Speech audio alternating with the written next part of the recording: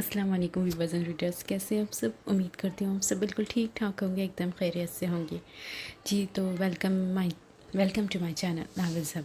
तो चलिए जी, बढ़ते हैं आज के हमारे जो नावल है वक्त। इस नावल के आज की हमारी छठी किस्त की जानिब। सफ़ीर इस वक्त हाले के साथ गाड़ी में था। आज हाले को एक सेमिनार में जाना था। वहाँ से फारिग होते ही उसने सफ़ीर को कॉल कर ली थी। वो उसको लेने आ भी गया था। वो लोग घर से थोड़ा ही दूर थे। सफ़ीर को शम्स सुल्तान की कॉल मौसूल हुई। इसके चेहरे पे साया सा लहराया था, लेकिन वो जल्द ही ख़ुद को कंपोज कर गया था और बस ओके डैड मैं पहुँच रहा हूँ कहकर कॉल काट दी थी। हाले अपने मोबाइल पे लगी थी। इसने ध्यान नहीं दिया था। Is everything fine? इसने स्क्रीन से नजरें हटाए बगैर ही सवाल किया था। सफ़ीर कुछ सोच रहा था, इसने जवाब नहीं दिया। हाले ने सर उठाया था। सफ़ीर मैं आपसे बात कर रही हूँ, सब ठीक है आपकी? वो ज़रा बुलंद आवाज़ में बोली थी। हाँ सब ठीक है। वो मुस्कुराया था। हाले भी इसको देख कर मुस्कुराई। तभी इसको अपने पैर के नीचे कुछ महसूस हुआ। इसने झुककर चेक किया तो उसको एक बोतल दिखी। वो उसको हाथ में लेकर सीधी हुई, लेकिन जैसे ही उस पर लिखी तहरीर पर नजर गई, हाले ने गोया करंट खाकर इस बोतल को दूर फेंका था। वो अपनी बैग से टिश्यू निकाल कर अपने हाथों को रगड़ने लगी थी। सफ़ीर ने अचंभे से उसको देखा था, लेकिन कुछ बोला नहीं। ये किसकी है? इसने नीचे पड़ी बोतल की तरफ इशारा करते हुए पूछा था। जिसकी ये गाड़ी है, बला का सुकून था उसकी आवाज़ में। आप ड्रिंक करते हैं? वो हमारी हैरत के बस इतना ही बोल पाई थी। ये कोई बड़ी बात नहीं। मेरा जो काम है और जिन पार्टीज़ में मैं मदऊ होता हूँ वहाँ ये सब आम है। मैं अगर इन सब से दूर भागूंगा तो सब मुझे दकियानूस समझेंगे। हाले ट्राई टू अंडरस्टैंड, वो आम से लहजे में कह रहा था, जबकि हाले पर तहरतों का पहाड़ी टूट पड़े थे। आपको गुनाह आम कह रहे हैं सफ़ीर? अगर ये आम है तो फिर वहाँ और भी बहुत कुछ आम होगा। इस बारे में क्या ख्याल है आपके? आखिर में इसका लहजा तंजिया हो गया था। अगर तुम्हारा इशारा औरतों से ताल्लुकात की तरफ है तो हाँ, मेरे लिए ये सब भी आम है। मुझे तो ये नहीं समझ आ रहा कि तुम इतना रिएक्ट क्यों कर रही हो। यार ग्रो अप। मुझे ये लगा था कि तुम मॉडर्न हो, हर चीज़ समझती हो, तुम मेरा सर्कल समझ लोगी और तुम मुझसे मोहब्बत भी तो करती हो ना। यार क्या हो गया है तुम्हें? मोहब्बत में तो लोग कातिलों को भी कबूल कर लेते हैं और एक तुम हो। उसने अफसोस से सर झटका था। मैंने कब कहा कि मैं आपसे मोहब्बत करती हूँ? इसका लहजा ठंडा था। आपने कहा था कि आप मुझसे मोहब्बत करते हैं, और अगर मैं मोहब्बत करती भी हूँ तो मैं इसमें आपकी माजी को कबूल कर सकती हूँ, लेकिन आपका दागदार हाल नहीं। मैं गलत को गलत कहूँगी, चाहे जितनी मर्जी मॉडर्न हो जाऊँ। मेरे नज़दीक ये सब गुनाह है। अगर आप इनको छोड़ने पर राज़ी है तो मैं आपके साथ ज़िंदगी गुजारने पर राज़ी हूँ, लेकिन अगर आप इस सब को डिफेंड करते रहेंगे तो हमारा ताल्लुक मुश्किल में पड़ जाएगा। इसका लहजा नरम और दो टोक था। और अगर मैं ये सब ना छोड़ूँ तो फिर मैं आपको छोड़ दूंगी। इसका लहजा सपाट था। तुम मुझे छोड़ दोगी? क्या ये इतना आसान है तुम्हारे लिए? तुम मुझे जज कर रही हो हाले? क्या तुम इतनी नेक हो? क्या तुम ये समझती हो कि तुम्हारे अंदर कोई बुराई नहीं? तो तुम क्लियर हो। नहीं, मैं बिल्कुल भी नेक नहीं हूँ। मैं तो 5 नमाजें भी मुश्किल से पढ़ती हूँ। मैं कुरान हफ्ते में 1 बार पढ़ती हूँ। चैरिटी भी कभी कभी करती हूँ। झूठ भी बोलती हूँ ज़रूरतन। लेकिन सफ़ीर, मैंने कभी ये नहीं कहा कि ये सब ठीक है, गुड है। मैं सारी ज़िंदगी ऐसे ही गुजारूंगी। अगर ये सब नहीं करूँगी तो माशरा क्या कहेगा? मैं इस पे काम कर रही हूँ। इन आदत को छोड़ने की कोशिश भी कर रही हूँ। मेरा हर गुजरता दिन अपनी बुरी आदतों के खिलाफ एक जंग है, और एक दिन मैं ये जंग जीत भी जाऊंगी। वो सांस लेने को रुकी थी। सफ़ीर भुवे भेजे इसको सुने जा रहा था। निगाहें सड़क पर मरकूज थी। सफ़ीर, मैं स्ट्रेट हूँ। मुझे अपना लाइफ पार्टनर भी ऐसा ही चाहिए। मैं ये नहीं कहती कि इसमें कोई बुराई ना हो, वो कोई इमाम काबा हो, लेकिन वो कम अज़ कम अपनी बुराई को कबूल करे, अपना गुनाह मान ले और दोबारा वो सब ना करने का अहद करे। अपने गुनाह और गलती का इल्ज़ाम किसी को और को ना दे। आपका हाथ पकड़कर आपसे गलती या गुनाह नहीं करवाता। आप अपनी मर्ज़ी से ये करते हैं। आपके दिलो दिमाग में कहीं ना कहीं हाँ होती है, तभी आप कोई भी गलत काम या गुनाह करते हैं। ओके, मैं समझ गया हूँ हाले, तुम क्या कहना चाहती हूँ। मैं ये सब छोड़ दूंगा। अब खुश?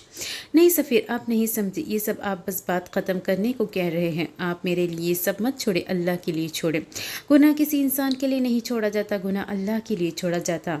नहीं, मैं आपको जज नहीं कर रही, मैं बस एक बात कर रही हूँ। इसका लहजा नरम और सादा था। कोई तंज, कोई बरतरी की ख्वाहिश इसके लहजे में ऐसा कुछ नहीं था। इतने में वो लोग अस्पताल पहुँच गए थे। ये वही अस्पताल था जहाँ हाले कभी उमर को लेकर आई थी। हाले हैरत से इधर उधर नज़र दौड़ाई थी। हम यहाँ क्यों आए हैं? सब ठीक तो है ना? इसके लहजे में परेशानी थी। सफ़ीर ने गहरी सांस भरी थी। अगर तुम पैनिक ना करो तो बताऊँगा। बताए सफ़ी, मेरा दिल बैठा जा रहा है। बड़े पापा का बीपी शूट कर गया था। डैडी इनको अस्पताल लेकर आए हैं। मेहर और मम्मी भी यही हैं। तो मैं तुम्हें भी यही ले आया। और फिर हाले ने कुछ और नहीं सुना था, वो फ़ौरन गाड़ी से उतरी थी और भागती हुई अंदर की जानिब गई थी। सफ़ीर इसके पीछे भागा था। थोड़ी देर बाद वो मिराज सुल्तान के बेड के पास बैठी खफगी से इनको देख रही थी। वह बहुत बेहतर थे, इनका शुगर और ब्लड प्रेशर हाई हो गया था। कुछ ज़रूरी टेस्ट के बाद इनको जाने की इजाज़त दे दी गई थी। आप मुझे ये बताएं कि ये सब हुआ कैसे? ऐसे तो नहीं शुगर हाई हो जाता, आपने ज़रूर कुछ मीठा खाया होगा, है ना? बच्चे, मैंने कोई मीठा नहीं खाया, ये अलग मामला है। घर चले तो सब बता देता हूँ। वो नरमी से गोया हुए थे। मैं बहुत परेशान हो गई थी पापा, मैं डर गई थी।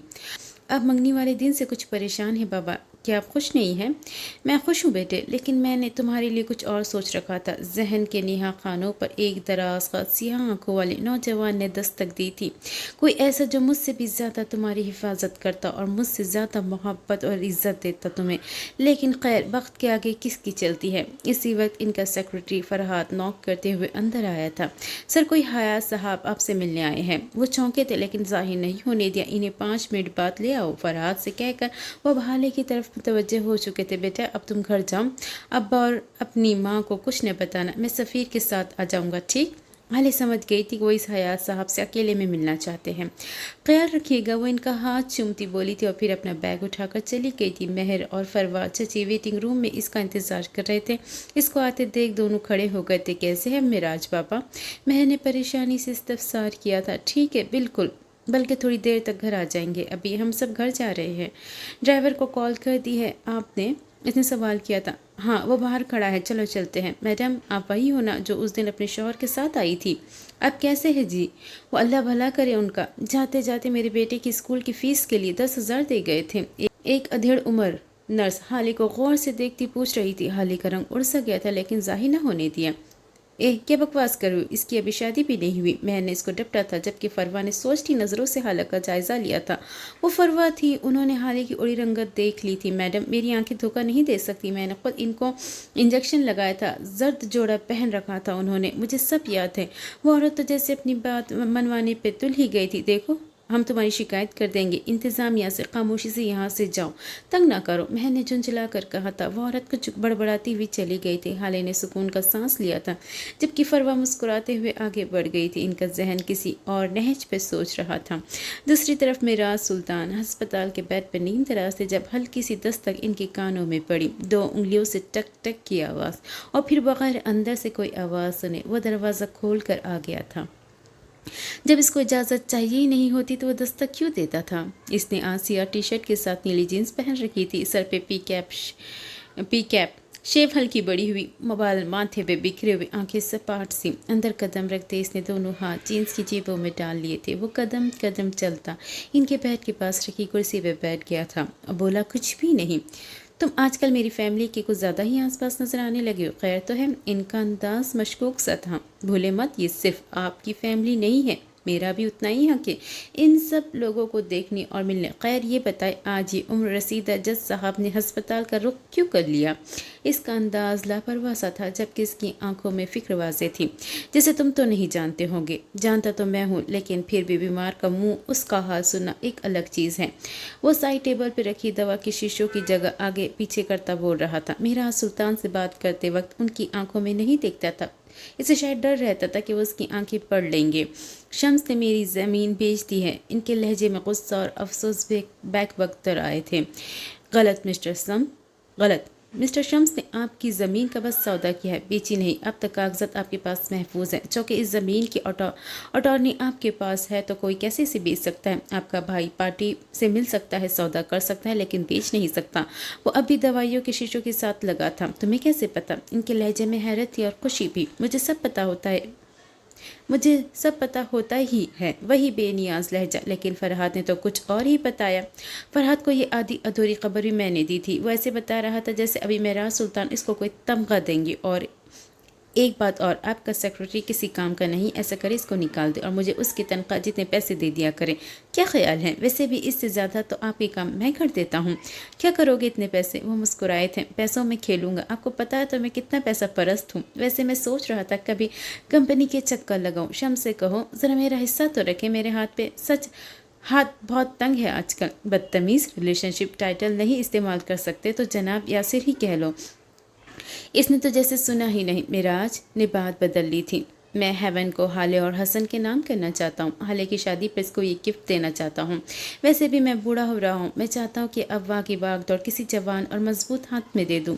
हाले की शादी, इनका रिश्ता कब हुआ? इसने गर्दन उठाई थी, बाकी सारी बातें जैसे बेमानी थी। 2 दिन पहले इसकी मंगनी हो गई है सफ़ीर के साथ। बहुत खुश है वो आम से लहजे में बता रहे थे। उमर दोबारा गर्दन झुकाए इन शीशों पे झुक गया था, लेकिन इस बार इसको सारी तरतीब भूल गई थी। कौन सी शीशी कहाँ रखनी है? आपने बताया नहीं? वो बहुत देर बाद बोला था। इसको कुछ बुरा लगा था, बहुत बुरा। तुम्हें सब तो पता होता है, उन्होंने तंज किया था। उमर फीका सा मुस्कुराया था। आप हेवन को बेशक हाले के नाम कर दे, लेकिन पावर ऑफ अटर्नी मुझे दे दे। इसका लहजा सादा था। वो इनकी आंखों में देख कर बोला था। उन्होंने इसकी आंखें पढ़ ली थी। वहाँ कोई साजिश, कोई लालच, कोई मफाद नहीं था, बस फिक्र थी, मखलिसी थी। क्यों? उन्होंने सवाल किया था। क्योंकि हाथ वही मजबूत होते जिनको किसी के हाथ छूटने का खौफ नहीं होता।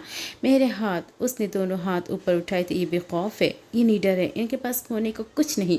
आपकी बेटी, इनके दोनों हाथ खौफज़दा है, उनके पास खोने के लिए बहुत कुछ है। आपको शम्स और सफ़ीर पे एतबार नहीं करना चाहिए। आप अपनी बेटी को ऐसे घर में भेज रहे हैं जिसका एक फ़र्द आपका ज़मीन का सौदा आपकी इजाज़त के बगैर कराता है। कल के ये ज़मीन उनकी बहू की प्रॉपर्टी होगी। सोचे वो लोग क्या क्या कर सकते हैं। वो अपनी अज़ली बाएतमाद लहजे में बोल रहा था। मैं इस बारे में सोचूंगा। मेरा सुल्तान ने गोया बात ही ख़त्म कर दी थी। वैसे तुम मेरी प्रॉपर्टी के मामलात पे इतनी नज़र क्यों रखे हुए हो? इनकी आंखें मशकूक अंदाज में सुकेड़ी थी। ज़ाहिर है आपका वारिस हूँ। आप खुद ही तो कहते हैं आपका बेटा हूँ। फिर आपकी प्रॉपर्टी में मेरा भी हिस्सा हुआ ना। मैं तो बस अपने हिस्से पे नज़र रखे हुए हूँ। वो हल्का सा मुस्कुराते हुए बोल रहा था। गाल का गड़ा वाज़ेह हुआ था।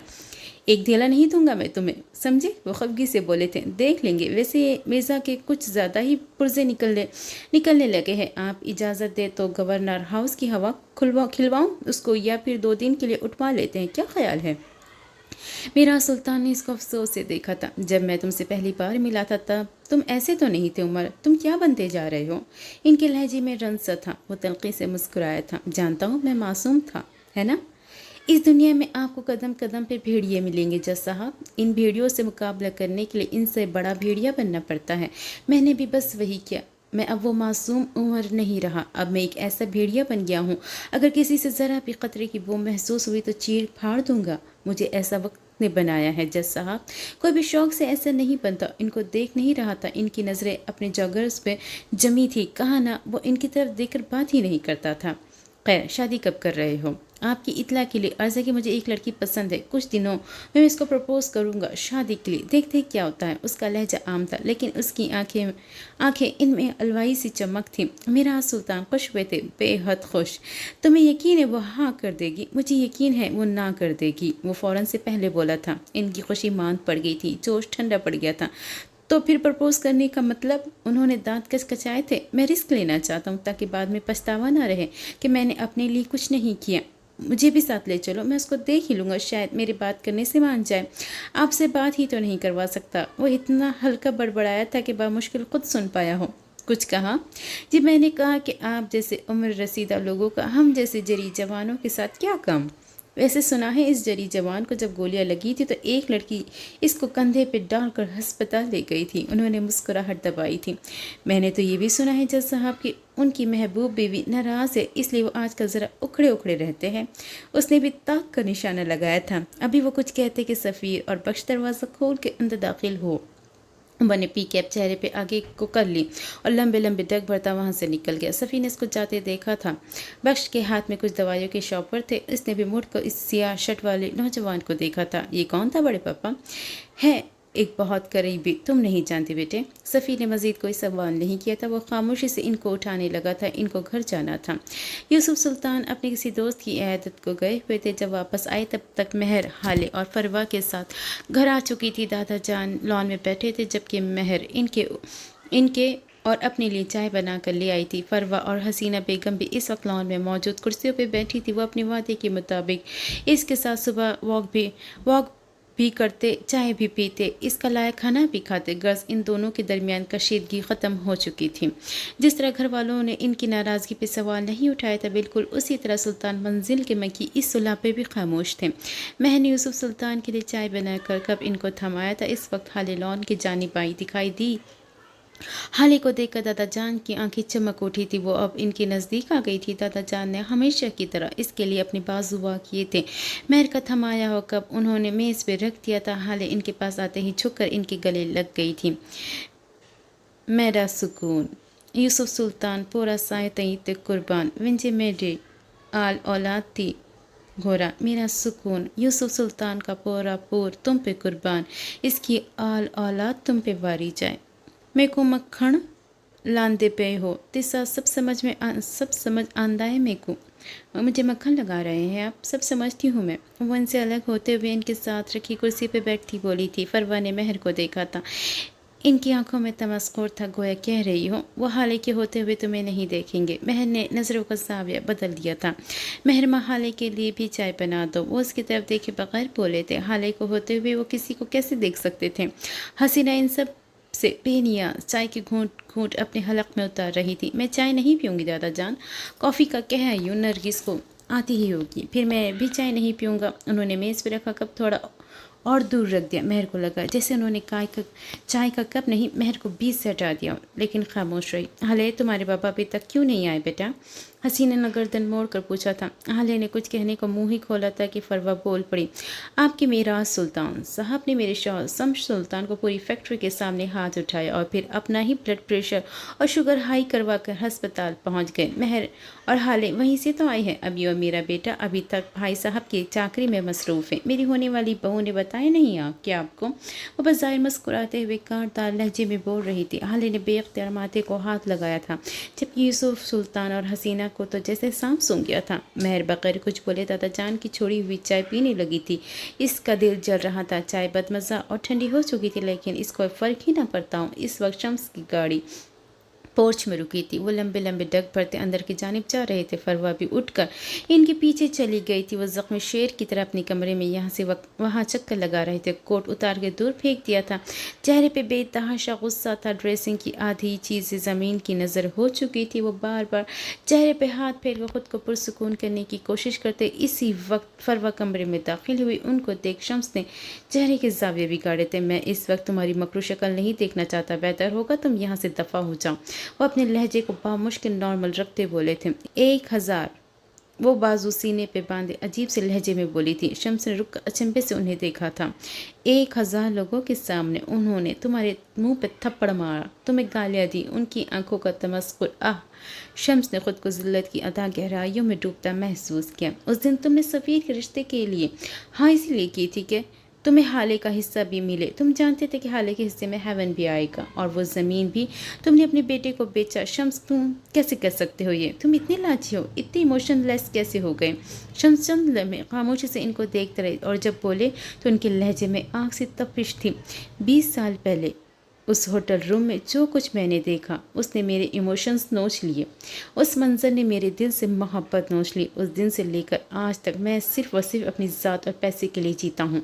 मेरा वाहिद इश्क मेरी कंपनी है। फरवा ने डबडबाई आंखों से उनको देखा था। मैंने वो सब कुछ तुम्हारे लिए किया था शम्स। मैं वहाँ तुम्हारे लिए गई थी। अगर वो जापानी बिजनेसमैन तुमसे डील ना करता तो तुम सड़क पे आ जाते। मैं तुम्हें बर्बाद होता नहीं देख सकती थी। तुम मेरा इश्क हो। मैंने हमेशा तुम्हारा भला चाहा। इनका लहजा रंधा हुआ था। मस्कारे से लदी आंखों में आंसू थे। क्या मैंने कहा था तुम्हें ये सब करने को? वह धाड़े थे। अपनी बद किरदारी को मुझ पे मत थोपो। जाहिल औरत। मैं कंगला हो जाता, दिवालिया हो जाता, सड़क पे आ जाता, ये भीख मांगता, मुझे फ़र्क न पड़ता। अगर तुम मेरे साथ वफादार रहती, मैं तुम्हारी वफादारी को यहाँ सीने पे हाथ रखा था, यहाँ रख कर कहता कि मेरे पास सब कुछ है। लेकिन तुमने मेरा मान तोड़ दिया, मेरा गुरूर छीन लिया, मुझे बर्बाद तो तुमने किया। फरवा अब तो मुझे अपनी बद किरदारी की जस्टिफिकेशन दोगी। अब तुम कह रही हो तुम शर्मिंदा हो। उनके लहजे में तनफुर था, दुख था, नफरत थी। बल्कि नहीं, तुम्हारा तो कोई कसूर नहीं फरवा। मैंने अपने भाई का हक मारा था ना, मैंने उसके साथ जुल्म किया था, मुझे उसका बदला मिल गया। किसी का हक मारना इतना आसान नहीं होता। मैंने जान लिया। मैंने कई बार वहीद को ख्वाब में देखा था, उदास, मगमूम, परेशान। लेकिन उस रात फरवा, उस रात वो कहे लगा रहा था, उसकी वो खोखली हंसी मैं आज तक नहीं भूल पाया। तुमने मेरे साथ बड़ा जुल्म किया है फरवा, मैंने खुद के साथ बड़ा जुल्म किया है। मैं बदनीयत हो गया था। बाबा जान से ही कहते थे, बदनीयता दे घर नहीं वजदन। لیکن میں نہیں سمجھا، میں نے خود کے ساتھ ظلم کیا، بڑا ظلم۔ وہ آزردہ سے لگتے تھے، میں نے وہ سب کچھ ہماری فیملی کے لیے کیا، ہمارے بیٹے کے لیے کیا۔ شمس، ان کے آنسو مسلسل بہہ رہے تھے۔ تم نے کچھ بھی میرے لیے نہیں کیا، تم نے نئے نئے مردوں کی عادت تھی، پہلے وحید، پھر میں، اس کے بعد وہ جاپانی بزنس مین، اور نہ جانے کتنے لوگ، کتنے مرد اور ہوں گے۔ اور کس بیٹے کی بات کری ہو تم؟ پتہ نہیں وہ میرا بیٹا ہے بھی یا نہیں۔ انہوں نے بول کر سر جھٹکا تھا اور بس۔ یہ بات فروا کے دل میں نشتر کی طرح کھپ گئی تھی۔ شمس، وہ چلائی تھی، نا نا نا، چلانا مت، تم اس پوزیشن میں نہیں ہو ہنی۔ آواز اٹھانے کو، چلانے کو صاف ستھرا کردار چاہیے ہوتا ہے، بات میں وزن پیدا کرنے کو دیانتداری چاہیے ہوتی ہے، خود پہ اعتماد کروانے کو اپنی وفا ثابت کرنی پڑتی ہے۔ اور تم تو میری جان، تمہارے پاس یہ تینوں چیزیں نہیں ہیں۔ اب تم اپنی شکل گم کرو، میرے پاس تم سے زیادہ بڑے مسائل ہے۔ وہ بیزاری سے کہہ کر اپنا لیپ ٹاپ اٹھائے صوفے پہ جا بیٹھے تھے۔ وہ قدم قدم چلتی ڈریسنگ ٹیبل کے آئینے کے سامنے کھڑی ہو گئی تھی۔ وہ خاموش تھی، بالکل خاموش، جیسے پتھر کا بت۔ کافی دیر بعد جب وہ بولی تو ان کی آواز میں برسوں کی تھکن تھی۔ میں نے اس شادی کو بچانے کی ہمیشہ کوشش کی، تم سے محبت کی، عشق کیا۔ ان کا ہاتھ اپنی گردن میں پہنے نازک سے ہیرو کے نیکلس پہ تھا۔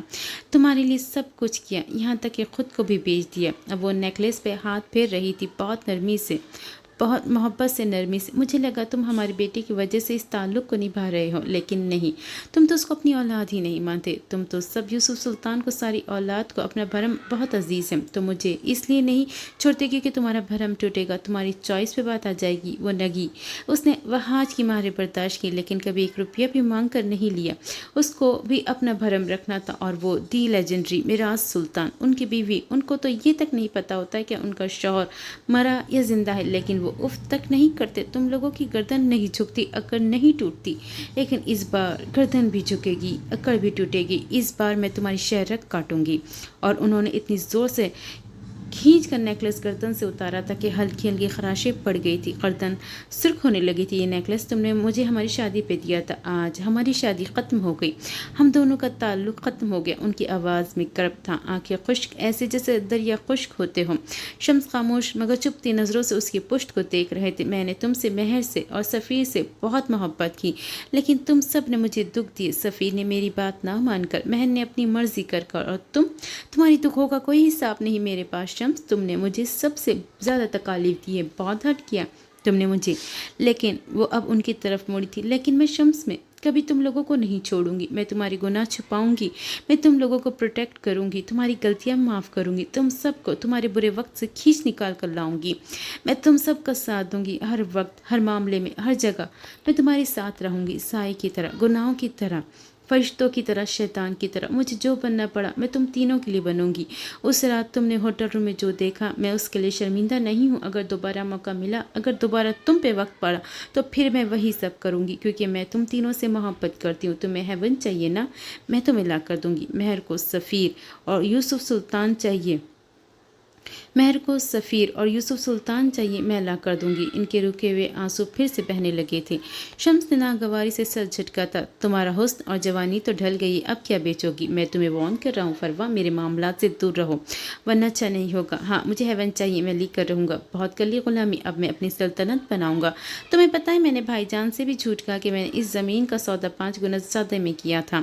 وہ لوگ وہاں ایک ہوٹل بنا رہے ہیں، اس 7 اسٹار ہوٹل، مجھے اس ہوٹل میں 20% دینے کو راضی ہے۔ فہیم صاحب، دادا جان کو بھائی سے بڑا پیار تھا، میں کبھی نہیں سمجھ سکا کیوں وہ ہمیشہ کہتے تھے اصلی سلطان تو معراج ہے۔ میں ان کی بات پر غور نہیں کرتا تھا، لیکن اب میں سمجھ گیا ہوں، وہ ان سے اس لیے پیار کرتے ہیں کیونکہ بھائی ذہین تھے۔ بابا نے ساری زندگی پراپرٹی بنائی، پیسہ جمع کیا، لیکن بھائی نے ایک ہی بار پراپرٹی خریدی، وہ بھی ایسی جگہ کہ سونے کے بھاؤ بکے۔ جب پاپا نے ان کو فنڈز دینے چاہے تو انہوں نے میری کمپنی کے شیئرز خرید لیے، اور جب دوبارہ ڈونیشن دی تو انہوں نے اپنے ہسپتال کے لیے مشینری خریدی۔ کبھی ان کے جیسا ذہن نہیں پا سکا، لیکن کیا تم دیکھنا فروا، ہیون میرا ہوگا، میرا قلعہ بنے گا، وہاں میں حکومت کروں گا، وہاں تم میرے لیے کچھ نہیں کر سکتی۔ سو بہتر ہے مجھے میرے حال پہ چھوڑ دو، ملعون عورت۔ اب کسی اور کا حسن، کسی اور کی جوانی بیچو گی، وہی جس کا حسن مجھ سے زیادہ مقبول ہے، جس کی جوانی ابھی جوبن پہ ہے، جس سے میرے کئی حساب باقی ہے، اپنے سارے حساب لوں گی۔ میں وہ بول کر کمرے کا دروازہ کھولتی باہر نکل گئی تھی۔ شمس نے ان کی طرف دھیان ہی نہیں دیا تھا۔ تقریباً آدھا گھنٹہ بعد ان کی انگلیوں میں کوئی پیغام ٹائپ کیا تھا، پھر سینڈ کا بٹن دبا دیا تھا۔ وہ ایک لائن پہ مشتمل پیغام اڑتا ہوا گیا تھا اور مطلوبہ شخص کو موصول ہوا تھا۔ اس پیغام میں لکھا تھا، میں شمس سلطان کی بیوی فروہ سلطان ہوں، مجھے فہیم مرزا سے ملنا ہے، ارجنٹ، اپنے باس سے کہو کہ میرے لیے وقت نکالے۔ اب ان کی مطمئن نظریں دور دور تک پھیلے سیاہ ہوتے آسمان پہ جمی تھیں۔ چھلے ہوئے آلو میں نے کہا نا تم آج کے بعد اس سے نہیں ملو گے۔ ایک بات سمجھ نہیں آتی، میرا سلطان ہسپتال سے گھر آ چکے تھے، اب وہ دونوں ان کے دائیں بائیں بیڈ پہ بیٹھے لڑنے میں مصروف تھے۔ بابا آپ دیکھ رہے ہیں نا اس کو، یہ مجھے میرے دوست سے ملنے کے لیے منع کر رہی ہے۔ حسن معراج کو بیچ میں سے گھسیٹ لایا تھا۔ غلام حسن، بابا کو بیچ میں مت لاؤ، ان کی طبیعت ٹھیک نہیں ہے، وہ غرائی تھی۔ بیٹا آپ دونوں میرے سر پہ ویسے ہی سوار ہو، جب سے آئے ہو خدمت کم اور لڑائی زیادہ کی ہے۔ اب مجھے مسئلہ بتاؤ، دوستوں سے کیوں نہیں ملنے دیتی تم اس کو؟ وہ اٹھ کر بیٹھ گئے تھے۔ بابا آپ کو پتہ ہے وہ لڑکا اسموکنگ کرتا ہے، میں نے خود اس کی انسٹاگرام سٹوریز دیکھی ہے۔ یار وہ جھنجھلا سی گئی تھی۔ وہ بہت پہلے کی بات ہے بابا، اس نے یہ سب کچھ چھوڑ دیا ہے، وہ بہت نیک ہو گیا ہے، 4 وقت نماز بھی پڑھتا ہے، بس فجر کی قضا ہو جاتی ہے، لیکن اس کی تو خیر ہے نا، آہستہ آہستہ مینج کر ہی لے گا۔ ایک نشئی کبھی نہیں سدھر سکتا، جس نے ایک بار شراب یا سگریٹ پی لیا اس کو چھوڑ ہی نہیں سکتا۔ تم جھوٹ بول رہے ہو، وہ اس پر چڑھ دوڑی تھی۔ پھر تو تم اپنے بابا کو دیکھو بیٹے، وہ سینے پہ بازو باندھے سنجیدہ سے لہجے میں بولے تھے۔ کیا مطلب؟ وہ ان دونوں کی آنکھوں میں حیرت تھی۔ تمہارا باپ بھی ایک نشئی تھا، وہ ایک شرابی، وہ شرمندہ سے لہجے میں بولے تھے۔ آپ مذاق کر رہے ہیں نا بابا، ایسا ہو ہی نہیں سکتا، آپ میری وجہ سے ایسا کہہ رہے ہوں گے، ہے نا؟ حسن حیرت زدہ سا کہہ رہا تھا، جبکہ حالے خاموش تھی۔ اس کو پتا تھا کہ اس کا باپ ایسے مذاق نہیں کرتا۔ انہوں نے حسن کی بات کا کوئی جواب نہیں دیا تھا۔ میری شادی کو تقریباً 9 سال ہونے والے تھے اور میری کوئی اولاد نہیں تھی۔ تمہاری ماں بہت ڈپریس رہتی تھی، میں بھی بہت ڈپریس تھا، بہت پریشان تھا۔ عورت اگر پریشان ہو تو رو دھو کر گھر کے کام کاج تیاگ کر سوگ منا سکتی ہے، مرد بہت مجبور ہوتا ہے، وہ رو نہیں سکتا، وہ کام کاج نہیں تیاگ سکتا، اس کو لڑنا پڑتا ہے۔ میں بھی لڑا، لیکن ایک جگہ آ کر میں تھک گیا، میری ہمت جواب دینے لگی اور وہ ان دونوں کی طرف نہیں دیکھ رہے تھے، وہ سامنے دیوار کو دیکھتے بول رہے تھے۔ انہی دنوں کچھ دوستوں کی سنگت میں نے ڈرنک کرنا شروع کر دیا، رات کو نشے میں دھت واپس آتا، اس طرح میری پریشانی وقتی طور پر کم ہو جاتی، وقتی سکون مل جاتا، گناہ میں لذت ہوتی ہے، میں اس لذت کا عادی ہوتا گیا، یہاں تک کہ میرا کام ڈسٹرب ہونے لگا، میں چڑچڑا ہو گیا۔ اسی طرح کافی عرصہ گزر گیا، میری یہی روٹین رہی۔ پھر ایک دن میں نے اپنی جونیئر نفیسہ حیات سے ملا، ہم دونوں ایک جگہ بیٹھے باتیں ہوئی، کافی پی گئے، میں نے اس کو اپنی شادی شدہ زندگی کے بارے میں بتایا، اپنی پرابلم شیئر کی۔ نفیسہ کی ایک عادت بہت اچھی تھی، وہ آپ کو جج نہیں کرے گی، وہ اگر آپ قتل کر دو گے اور پھر اس کے سامنے چلے جاؤ، وہ تب بھی آپ کو جج نہیں کرے گی۔ اس نے مجھے بھی جج نہیں کیا، اس نے مجھے ایک حل بتایا۔ وہ دونوں بہت غور سے ان کو سن رہے تھے۔ اس نے کہا کہ اگر کوئی انسان ایک برائی یا ایک بری عادت کو اللہ کے لیے چھوڑ دے تو اللہ اس کو بدلے میں اس سے بہتر نوازتا ہے، اللہ اس کو انعام دیتا ہے، اللہ خوش ہوتا ہے۔ وہ بول کر چلی گئی۔ میں سوچ میں پڑ گیا کہ آخر میرے اندر کون سی بری عادت ہے۔ سوچ سوچ کر میرا دماغ پھٹنے لگا، کیونکہ نہ میں جھوٹ بولتا، نہ رشوت لیتا، نہ کسی کا حق مارا تھا، نہ کبھی بیوی، والدین، رشتہ دار یا پڑوسیوں کے حقوق کھائے تھے۔ 5 وقت کا نمازی تھا، میں باقاعدگی سے قرآن پڑھتا تھا۔ پھر ایسا کون سا گناہ تھا، کون سی برائی میرے اندر تھی؟ پھر میرے دل سے آواز آئی، میں خمر، وائن، شراب، 4 مختلف الفاظ لیکن معنی ایک ہی ہے، گناہ۔ اور پھر اس دن اس کیفے میں بیٹھ کر میں نے شراب کو اللہ کے لیے چھوڑا۔ یہ آسان نہیں تھا، مجھے خود پہ بند بٹھانے پڑے، خود پہ پہرے دینے پڑے، خود کو اذیت دی۔ کافی لوگوں نے کہا کہ اس طرح تم اس سے پیچھا نہیں چھڑا سکتے، اس کو خود سے آہستہ آہستہ دور کرو، لیکن میں سمجھ گیا کچھ برائیوں کو نوچ کر ان کی جڑوں سے کھینچ کر نکالنا پڑتا ہے، اور میں نے یہ کیا، تمہارے باپ نے یہ کیا۔ اس کے 2 مہینے بعد مجھے پتہ چلا کہ میں باپ بننے والا ہوں۔ فیلنگز، وہ کیفیت، وہ بیان سے باہر ہے۔ ساری دنیا مجھ سے پوچھتی ہے، میرا سلطان تم حالے سے اتنی محبت کیوں کرتے ہو؟ میں انہیں کیا بتاؤں؟ اولاد سے تو محبت ہوتی ہے، لیکن حالے تو انعام بھی ہے، خدا کا تحفہ۔ میرے اللہ نے مجھے برائی چھوڑنے کے بدلے اتنا اچھا دیا کہ میں آج تک اس کا شکر گزار ہوں۔ حسن نے ڈبڈبائی آنکھوں سے اپنے بابا کو دیکھا تھا۔ اور میری باری تب کیا ہوا تھا وہ بھی بتائے نا؟ اس کا لہجے میں اشتیاق تھا۔ دونوں باپ بیٹی نے ایک دوسرے کو دیکھا تھا۔ پھر میرا سلطان نے نفی میں گردن ہلائی تھی۔ تمہاری باری میں تو کچھ خاص نہیں ہوا بیٹے۔ کچھ تو ہوا ہوگا، کچھ خاص، اماں سے پوچھے نا، شاید ان کو کچھ پتا ہو۔ میں ان کے ساتھ ہی ہوتا ہوں بچے، تم نارمل ہو لیکن تم میرے لیے بہت خاص ہو۔ اور حسن کی آنکھوں میں اور حسن کی آنکھوں کی جوت بجھ گئی جبکہ حالے نے مسکراہٹ دبائی۔ میں نہیں بول رہا آپ لوگوں سے، اس کی باری تو اتنی بڑی فلم بنا لی اور میری باری ایک چھوٹا سا ٹریلر بھی نہیں دکھا سکے آپ۔ میں ناراض ہوں۔ حالے میرا فون دو مجھے بس میں جا رہا ہوں۔ انہیں روٹے پن سے بولا تھا۔ میرے پاس کوئی فون نہیں ہے، نکلو یہاں سے۔ اس نے گویا ناک سے مکھی اڑائی۔ حالے کی عادت تھی، اس کی اور حسن کی جب بھی لڑائی ہوتی وہ اس کا موبائل کہیں چھپا دیتی تھی، ٹھیک ہے نا؟ ایک دن ایسے پھنسو گی نا میرا موبائل چھپانے کے چکر میں کہ یاد رکھو گی، اس نے دھمکایا تھا۔ اچھا میری رہنمائی فرما دے مستقبل کے پیر صاحب، ایسا کیا ہوگا میرے ساتھ؟ وہ آنکھیں پٹ پٹائے ہوئے بولی تھی۔ پہلی بات اللہ نہ کرے کہ کچھ ہو، دوسری بات اگر کچھ ہو گیا نا تو وہاں سے کالز کرتی رہو گی نہ، تب پتہ لگے گا کہ کیونکہ مس حالے سلطان آپ کو صرف اور صرف حسن سلطان کا نمبر زبانی یاد ہے، وہی حسن جس کا موبائل آئے دن کہیں نہ کہیں چھپا دیتی ہوں۔ دیکھ رہے ہیں نا بابا یہ کس طرح کی بد دعا دے رہا ہے۔ اسی وقت حسینہ کمرے میں داخل ہوئی تھی۔ ان کے پیچھے نرگس سوپ کا باؤل لیے آ رہی تھی۔ چلو دونوں یہاں سے دفع ہو جاؤ، اب اپنے بابا کو تنگ نہ کرو، انہوں نے آتے ہی جھڑکا تھا۔ وہ دونوں بھی خاموشی سے اٹھ کر نکل گئے تھے۔ ابھی حسن نے حالے کے موبائل واپس دینے کے لیے منانا بھی تھا۔ 18 سالہ عمر حیات اپنی ہیوی بائک پہ کالج سے گھر جا رہا تھا۔ اس نے کالج یونیفارم پہن رکھا تھا۔ دھوپ کی تمازت سے چہرہ تمتما رہا تھا۔ اس سے گرمی برداشت نہیں ہوتی تھی، ذرا بھی نہیں۔ نفیسہ اس کی اسی عادت سے پریشان تھی۔ اگر وہ گرمی سے ذرا دیر کو بھی باہر نکلتا تو واپسی پہ یا تو غصے سے بھرا ہوا تھا یا پھر نڈال۔ گزرتے وقت کے ساتھ اس کا قد کافی نکل آیا تھا، سیاہ آنکھوں میں سنجیدگی اتر آئی تھی، بال مزید گھنے ہو گئے تھے اور ہمہ وقت ماتھے پہ گرے ہوئے ہوتے۔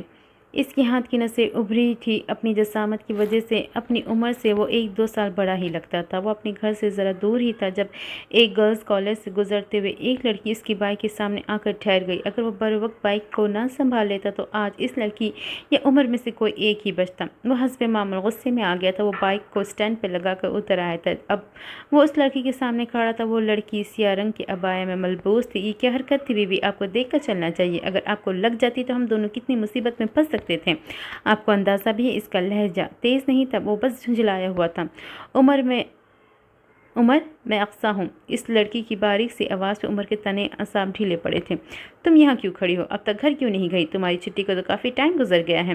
اب اس کا لہجہ نرم تھا۔ میری وین والا نہیں آیا آج، سب لڑکیاں بھی چلی گئی ہیں، میں اکیلی کیسے جاتی؟ میں نے تمہیں آتے دیکھا تو سامنے ٹھہر گئی، مجھے ساتھ لے چلو پلیز۔ وہ رو دینے کو تھی۔ اچھا رکو میں تمہارے لیے رکشہ رکواتا ہوں، کوئی پریشان مت ہو، میں یہیں کھڑا ہوں۔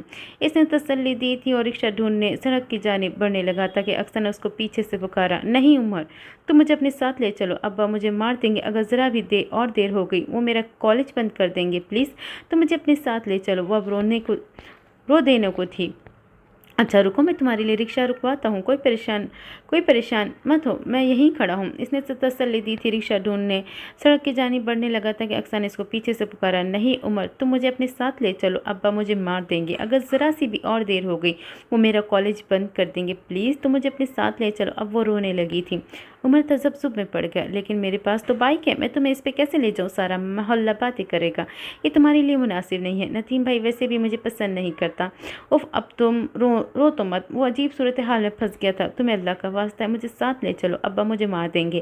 وہ اب ہچکیوں سے روتے ہوئے بول رہی تھی، اچھا تم رو مت، آ جاؤ میں تمہیں لے چلتا ہوں، لیکن گلی میں پہنچ کر تمہیں اتار دوں گا اگر تمہیں خود ہی جانا ہوگا۔ اتنے پر وہ خوش ہو گئی تھی۔ عمر نے اپنا کالج بیگ اپنے پیچھے رکھ لیا تھا، دونوں کے درمیان مناسب فاصلہ رہے۔ اس کا ارادہ تھا کہ گلی میں پہنچتی وقت کو اتار دے گا، لیکن شاید آج رازوں سے پردے اٹھنے کا دن تھا۔ وہ جیسے ہی گلی میں داخل ہوا، ندیم سامنے ہی پرچون کی دکان پہ کھڑا تھا۔ عمر نے پیچھے بائک پہ اکثر کو بیٹھا دیکھ کر اس کا خون کھول اٹھا تھا۔ عمر نے بھی اس کو دیکھا لیکن رکا نہیں۔ اس نے بائک کو سیدھا اپنے گھر کے سامنے لا کر روکا تھا۔ اقصیٰ کا گھر ساتھ ہی تھا۔ ندیم پیچھے سے بکتا جھکتا آ رہا تھا۔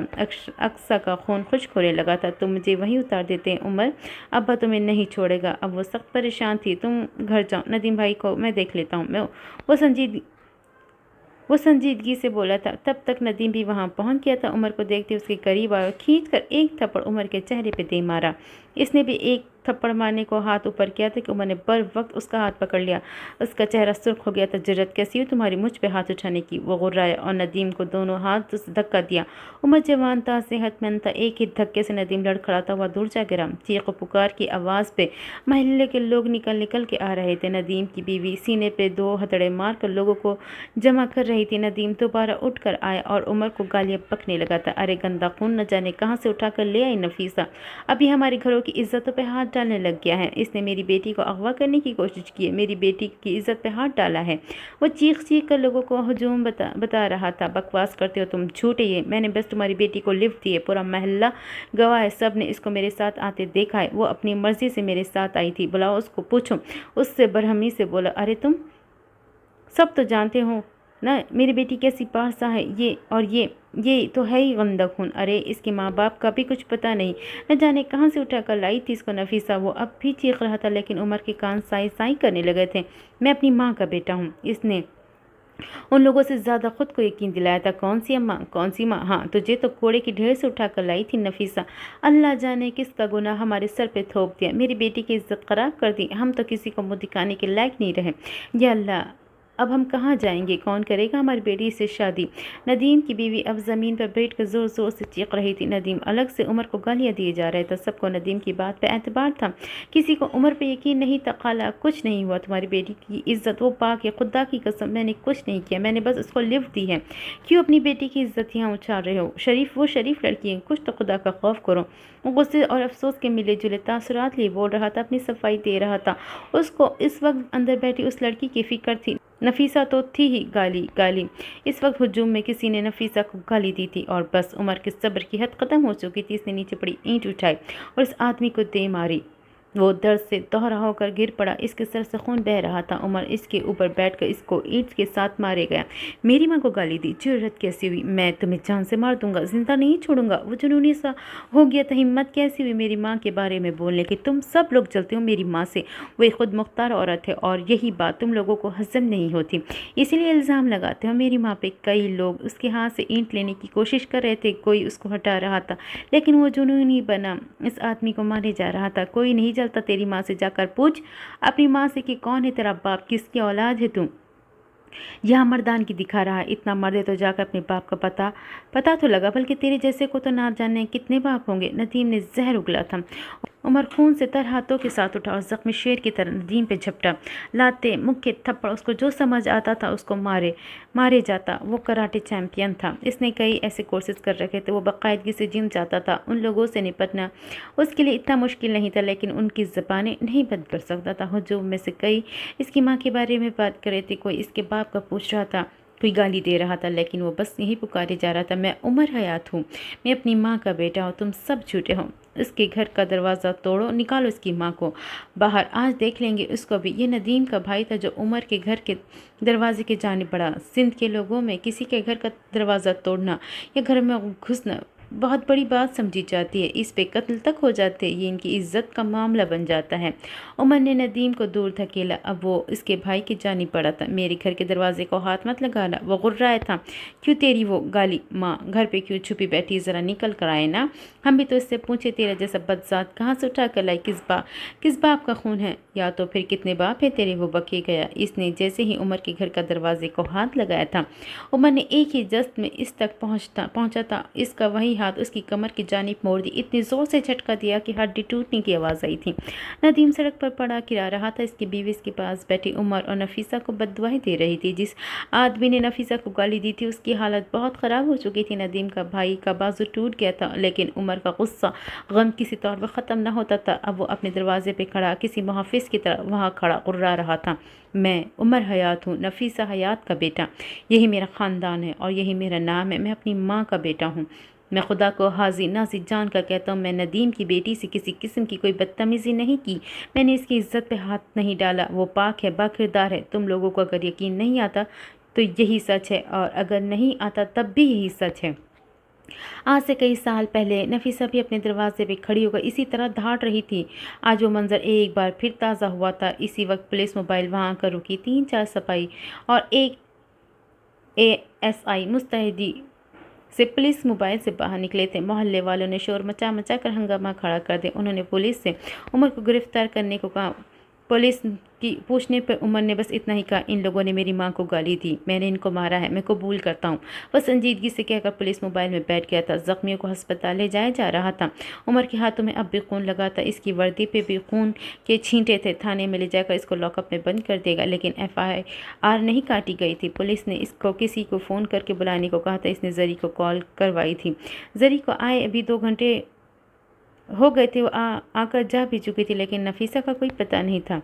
दोपहर से रात हो गई और फिर तकरीबन रात से 10 बजे नफीसा आई थी। इनके साथ कोई आदमी भी था। उम्र 45 या 50 के करीब, सूटेड बूटेड। वो आदमी कोई आला ओहदेदार लगता था। SHO बहुत अदब के साथ उस आदमी से बात कर रहा था। साईं, इस लड़के पे इक़दाम कत्ल और रेप केस बनता है। पूरा मोहल्ला गवाह है इस बात का कि इसने वहाब नामी आदमी को इतना मारा कि वो मरते मरते बचाए। इस लड़की का बाप, उसने इसकी हड्डी पसली एक कर दी और उस लड़की के चचा का बाजू तोड़ दिया। साईं खुल्लम खुल्ला गुंडागर्दी कर रहा था। ये लड़का, वो आपके हुक्म पे मैंने FIR नहीं काटने दी, वरना मोहल्ले वाले तो इतने मुश्तइल थे कि मेरे 10-10 अफसर भी उनको संभाल नहीं पा रहे थे। वो तो चाहते थे कि मैं लड़के को इनके हवाले कर दूं, ताकि वो उसको भी इसी तरह मारे जिस तरह इसने उन लोगों के अजीज़ों को मारा है। वो बात बड़ा चढ़ा कर बता रहे थे। वो ये साबित करना चाहते थे कि इन पर कोई अजीम एहसान कर रहे हैं, ताकि मुस्तकबिल में अपना काम निकलवा सकें। अगर इन लोगों में इतना ही दम होता तो इस वक्त दिखा देते। अब इनकी मिसाल खाली बर्तन जैसी है, बस शोहरी कर सकते हैं। और अगर बात केस की है तो मैं करती हूँ इन पे केस। FIR की है तो कांटे, मैं FIR लिखे। नदीम नामी शख्स अपने भाई वहाब के साथ मेरे घर में चोरी करने घुसा और जब मेरे बेटे ने इनको पकड़ा तो उन्होंने शोर मचाया और मेरे बेटे पे ज्यादती का इल्ज़ाम लगा दिया। इस वक्त मेरे घर से 5 लाख कैश और 10 तोला सोना गायब है।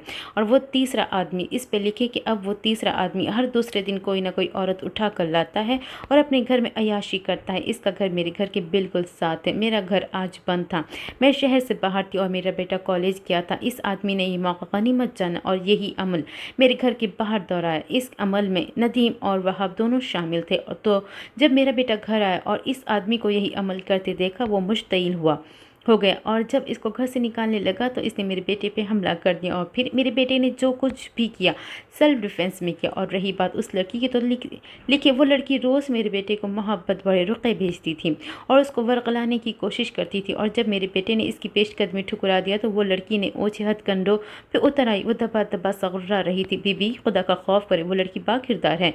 SHO ने उनको टोका दिया। और मेरा बेटा वो बदकिरदार है, वो मर्द है, तो उसका ये मतलब हुआ कि वही गुनाहगार है। खूब कही है आपने भी। अगर मेरे बेटे की किरदार पे बात आई तो सारे मोहल्ले को बदकिरदार साबित कर दूंगी। मैं एक एक को थाने में घसीटूंगी। समझ क्या रखा है मुझे? अदालत में खड़े होना छोड़ा है मैंने, मगर मेरे अंदर से अदालतों में होने वाली मक्कारी नहीं गई। मुझे कानून मत सिखाए।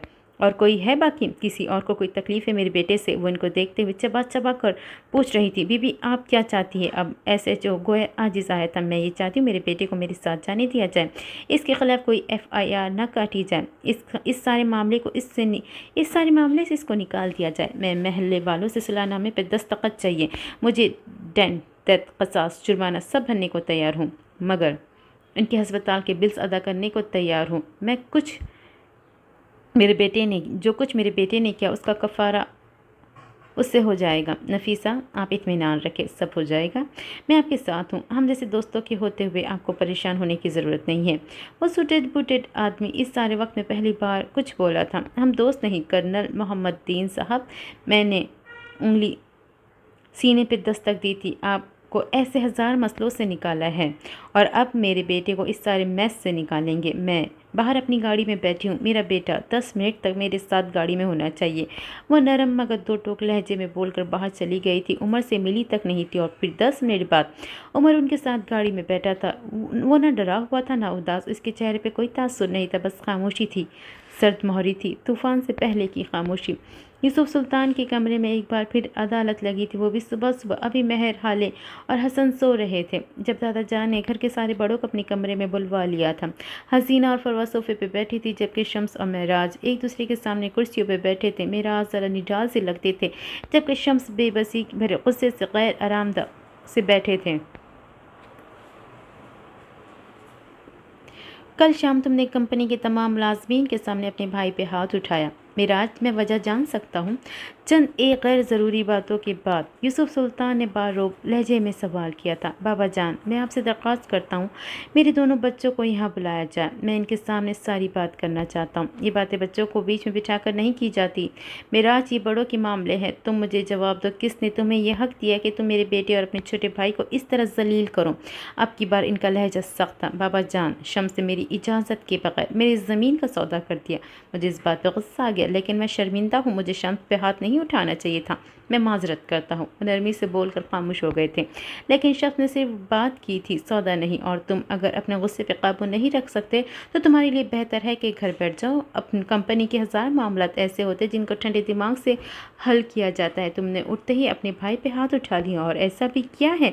उस ज़मीन में अगर इसका अच्छा प्रॉफिट मिल रहा है तो बेच दो। बाबा जान, मैं वो ज़मीन हरगिज़ नहीं बेचूंगा। मैंने 2 साल इस ज़मीन को ख़रीदने के लिए तलवे घसाए हैं। अव्वल तो इसका मालिक राज़ी नहीं था, और जब वो राज़ी हुआ तो मेरे पास इतनी रकम नहीं थी। तब मैंने मस्जिद में जाकर अल्लाह से दुआ की थी, अगर मुझे ये ज़मीन मिल जाए तो मैं इस पर एक और भलाई का काम करूँगा। मैं इस पे एक ओल्ड होम बनाऊंगा। और फिर अल्लाह ने अपने गैब के ख़ज़ाने खोले।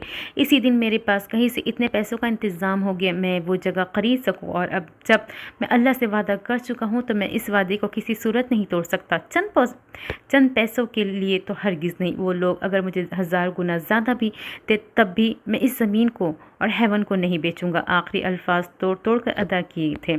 और उन्होंने जो आपको धमकी दी है, इसका क्या भाईजान? अगर वो लोग उन ओछे हथकंडों पे उतर आए तो आप क्या करेंगे? कैसे बचाएंगे अपने घर की इज्जत? अपने बच्चों को ज़मीन के एक टुकड़े के लिए अपनी औलाद कुर्बान कर देंगे? ये अल्फाज शम्स के थे। वो असल में यूसुफ सुल्तान तक के धमकी की बात पहुंचाना चाहते थे। क्या मतलब है तुम्हारी बात का शम्स? मुझे पूरी बात बताओ। साफ साफ अल्फाज में क्या कहा उन्होंने? यूसुफ सुल्तान गुस्से से बोले थे। मेराज पुरसुकून से थे, जैसे उनको किसी बात के खुलने का डर ही नहीं था। बाबा जान, उन लोगों ने भाई से कहा कि अगर उन्होंने हेवन और इससे मुल्हिका ज़मीन उनको ना बेची तो वो लोग हेवन में रहने वाले 18 साल से कम उम्र के तमाम बच्चों के खानों में जहर मिला देंगे और 18 साल से ज़्यादा की उम्र को बच्चों को ड्रग्स पे लगा देंगे। और ये काम उनके लिए बिल्कुल भी मुश्किल नहीं। इनको बस वहाँ काम करने वाले चंद लोगों को ख़रीदना होगा, और इसके बाद भी बात ना बनी तो वो लोग भाईजान के बच्चों तक भी जा सकते हैं। मैंने तो बस अपने घर के बच्चों को बचाने के लिए किया था सब कुछ। लेकिन भाईजान मुझे हमेशा ही कम अकल समझते हैं। उन्होंने सारे जहाँ की ख्वाई का जिम्मा गोया अपने सर ले रखा था। उन्होंने हमारे घर के बच्चों का नाम लिया तो तुम खामोश रहे। क्या कोई गिरे पड़े हैं हम लोग? वो शायद जानता नहीं कि हमें अगर आज भी मैं अपने पे आ गया तो इस मिर्ज़ा के सारे ख़ानदान को तबाह कर दूंगा। अब तो ये मेरी ज़िद है, मर जाऊंगा। अब तो मेरी ये ज़िद है। जाओ इस मिर्ज़ा से जाकर कहो कि नहीं बेचता उसको मैं ज़मीन, ना हेवन का सौदा होगा। जो कुछ कर सकता है कर ले। अगर मेरे बच्चों को खराश भी आई तो मैं इसकी नस्लों को ख़त्म कर दूंगा। अभी वो सुल्तान से वाकिफ़ नहीं है। यूसुफ सुल्तान तैश में आ गए थे। शम्स ने कब चाहा था कि वो फ़ौरन से बोले थे, बाबा जान आराम से, हमारे बच्चों की बात इन लोगों ने नहीं की, बस एक इशारा दिया था। और एक ज़मीन ही तो है, मोटी खोपड़ी के आदमी को चाहिए तो दे देते हैं। ये ज़मीन अब इसकी ज़िद बन गई है। बाबा, हमारे लिए तो बेहतर यही कि हेवन और ज़मीन का सौदा कर ले। इन यतीम बच्चों का क्या है, कहीं और शिफ्ट कर देंगे। इनको कम अज़ कम हमारे बच्चे तो सेफ रहेंगे ना। शम्स, अगर मेरे बच्चों की मौत इस मिर्ज़ा के हाथ लिखी है तो ठीक है, वो आए और इनको मार दे, लेकिन मैं अपनी प्रॉपर्टी का सौदा नहीं करूँगा। वो चबा कर बोले थे, अगर मेरे बच्चों की ज़िंदगी लिखी है तो कोई भी इनको एक खराज भी नहीं पहुँचा सकता। और अब मैं इस बारे में कोई बात नहीं करूँगा। अब अगर कोई बात होगी भी तो मेरे बच्चों के सामने होगी, क्योंकि मैं हेवन को अपने बच्चों के नाम कर रहा हूँ। इनका लहजा दो टोक था। मैं चाहता हूँ कि पावर ऑफ अटर्नी शम्स को दे दूँ। वैसे भी अगर तुम अपना गुस्सा नहीं संभाल सकते तो तुम्हें चाहिए कि तुम कुछ दिन आराम करो, घर पर रहो, कहीं घूम आओ, लेकिन इन मामला से दूर रहो। ज़मीन और यतीम खाना तुम इसको बेचो या आग लगाओ, लेकिन अगर इसकी वजह से मेरे बच्चों को कोई नुकसान हुआ तो मैं किसी को माफ़ नहीं करूँगा। इनका लहजा हतमी था। फरवा और शम्स के चेहरों पर तमानियत से उतरी थी। क्या शम्स को अटानी देने का मकसद और वजह सिर्फ यही है? इनका लहजा चुपता हुआ सा था। यूसुफ सुल्तान के चेहरे पर साया सा लहराया था। मंजर तब्दील हुआ था। सुबह की सफ़ेदी की जगह रात की अंधेरे ने ले ली थी, जिस पे सोफे पे इस वक्त وقت فروا اور حسینہ بیٹھی تھی، اس تبدیل ہوئے منظر میں اسی صوفے پہ حسینہ کی جگہ یوسف سلطان بیٹھے تھے، سامنے فروا تھی۔ مطلب تم یہ چاہتی ہو کہ میں اپنی ساری جائیداد پاور آف اٹرنی شمس کو دے دوں، تب تم حال اور سفیر کے رشتے کے لیے رضامندی دو گی، اور اگر میں ایسا نہ کروں تو کیا کرو گی؟ سفیر کی شادی میں تمہاری غیر موجودگی میں بھی کروا سکتا ہوں۔ فروا کی پوری بات سننے کے بعد وہ تحمل سے بولے تھے، جی بابا جان، میں یہی چاہتی ہوں، اور ہاں میں جانتی ہوں آپ میری غیر موجودگی میں سفیر کی شادی کر سکتے ہیں، لیکن آپ کریں گے نہیں، کیونکہ آپ کسی قسم کی بدمزگی نہیں چاہتے۔ آپ یہ نہیں چاہتے کہ آپ کے گاؤں سے آئے ہوئے رشتہ دار، آپ کے دوست، آپ کے بزنس پارٹنرز، آپ کے عزیز یہ سمجھے کہ یوسف سلطان بہو کو شادی کے لیے راضی نہیں کر سکے۔ آپ اپنا بھرم رکھنا چاہیں گے۔ آپ یہ نہیں چاہیں گے کہ کوئی یہ سوچے کہ یوسف سلطان سو کالڈ ہیپی فیملی میں دراڑ آ گئی ہے۔ اگر آپ اپنا بھرم رکھنا چاہتے تو میری بات ماننی ہوگی۔ ان کا لہجہ حتمی تھا۔ میں اٹارنی سفیر کو دے دیتا ہوں۔ انہوں نے ایک اور حل نکالا تھا۔ کم آن بابا، اگر آپ مجھے بیوقوف سمجھتے تو میں وہ ہوں نہیں۔ میں نے شمس کا نام لیا ہے، سفیر کا نہیں۔ آپ یہ بتائیں کہ آپ کو منظور ہے یا نہیں؟ وہ گویا بیزاری سے بولی تھی۔ یوسف سلطان نے ایک گہری سانس بھری تھی۔ ٹھیک ہے، تمہاری بات مان لوں گا، لیکن اگر اس کے بعد بھی کسی قسم کی کوئی بدمزگی ہوئی تو اچھا نہیں ہوگا۔ فروا دل سے مسکرائی تھی۔ بس اب ایک اور شخص اور ایک اور ترک کا پتہ، بس ایک اور چال اور ایک ادھورا سچ اور بازی پلٹ جاتی۔ منظر تحلیل ہوا تھا۔ اب یوسف سلطان کے سامنے معراج اور شمس بیٹھے تھے۔ تمہیں اپنے باپ کے فیصلے پر شک ہے معراج؟ مجھے منظور ہے بابا جان، جیسا آپ چاہے، ویسے بھی کمپنی آپ کی، میری نہیں، اور کوئی بات نہیں۔ اور کوئی بات کرنی ہے آپ نے؟ معراج، تمہارے بچے بڑے ہو گئے ہیں، حالے کی شادی کی عمر ہے، حسن کی پڑھائی ہے، تم نے کون سی پراپرٹی بنائی ہے؟ تمہارے پاس اپنا ہے ہی کیا سوائے ان 2 ٹکے کی جاب اور ہیون پروجیکٹ؟ مرزا کو نہ صحیح، لیکن ہیون کی اچھی قیمت میں بکتا ہے تو بیچ دو، اپنے بچوں کا مستقبل بناؤ، ان کو آسائشات دو۔ بابا جان نے ان کو سمجھانا چاہے، ان کا مستقبل وہ لوگ خود بنا سکتے ہیں بابا۔ میرے بچوں کی تربیت میں نے ایسی نہیں کی کہ وہ اپنے باپ کی طرف سے ملنے والے ورثے پہ بیٹھے رہے۔ میں نے ان کو ہاتھ پیر مارنا سکھایا ہے، میں نے ان کو گر سکھایا ہے، میں ان کی تربیت کی ہے۔ وہ میرے بچے ہیں بابا، میرا خون ہے، ان کو سب پتہ ہے انہوں نے سروائیو کیسے کرنا ہے، انہوں نے خود کو کیسے منوانا ہے، ان کی صلاحیت کیا ہے، وہ اپنا دنیا خود بنا سکتے ہیں۔ میں ان کی آخرت کا سامان کرنا چاہتا ہوں۔ اگر ان دونوں نے ایون پروجیکٹ کو بغیر کسی مفاد یا لالچ کے صرف اللہ کی رضا کے لیے چلائے تو ان کی آخرت سنور جائے گی۔ وہ دنیا سنوار لیں گے، سب بچے سنوار لیں گے، ان کی آخرت سنور جائے، میرے لیے یہی بہت ہے۔ وہ نرمی سے بول کر خاموش ہوئے تھے۔ میں تمہاری باتیں نہ پہلے سمجھ سکا ہوں نہ آج سمجھوں گا۔ خیر، مجھے یہ کہنا تھا کہ 10 دن بعد حالی کی سالگرہ میں چاہتا ہوں اسی روز سفیر اور حالی کا نکاح کر دیا جائے۔ فروا اور شمس کو کوئی اعتراض نہیں ہے، حالے سے میں بات کر لوں گا۔ کیا تم میرے فیصلے سے اتفاق کرتے ہو؟ وہ معراج کو دیکھتے پوچھ رہے تھے۔ نہیں، مجھے کوئی اعتراض نہیں، لیکن حالے سے بات کرنی ہوگی مجھے۔ معراج سلطان نے سنجیدگی سے بولے تھے، لیکن بابا جان بہت سے کام کرنے ہوں گے، ابھی تو ہماری کوئی تیاری بھی نہیں ہے، کچھ وقت تو چاہیے ہوگا نا ہمیں۔ حسینہ اس سارے وقت میں پہلی بار بولی تھی، بھابھی سب کچھ مل کر لیں گے، پریشان نہ ہوں۔ فروا مسکرا کر بولی تھی۔ باقی تو کسی کو کوئی اعتراض نہیں تھا۔ یوسف سلطان جیسے کھل اٹھے تھے، ان کی سب سے بڑی خواہش پوری ہونے والی تھی، انہوں نے خوش تو ہونا ہی تھا۔ معراج خاموشی سے اٹھ کھڑے ہوئے تھے، ان کا دل بوجھل سے تھا۔ جب لاؤنج میں آئی تو حسن کسی اخبار میں منہ دیے بیٹھا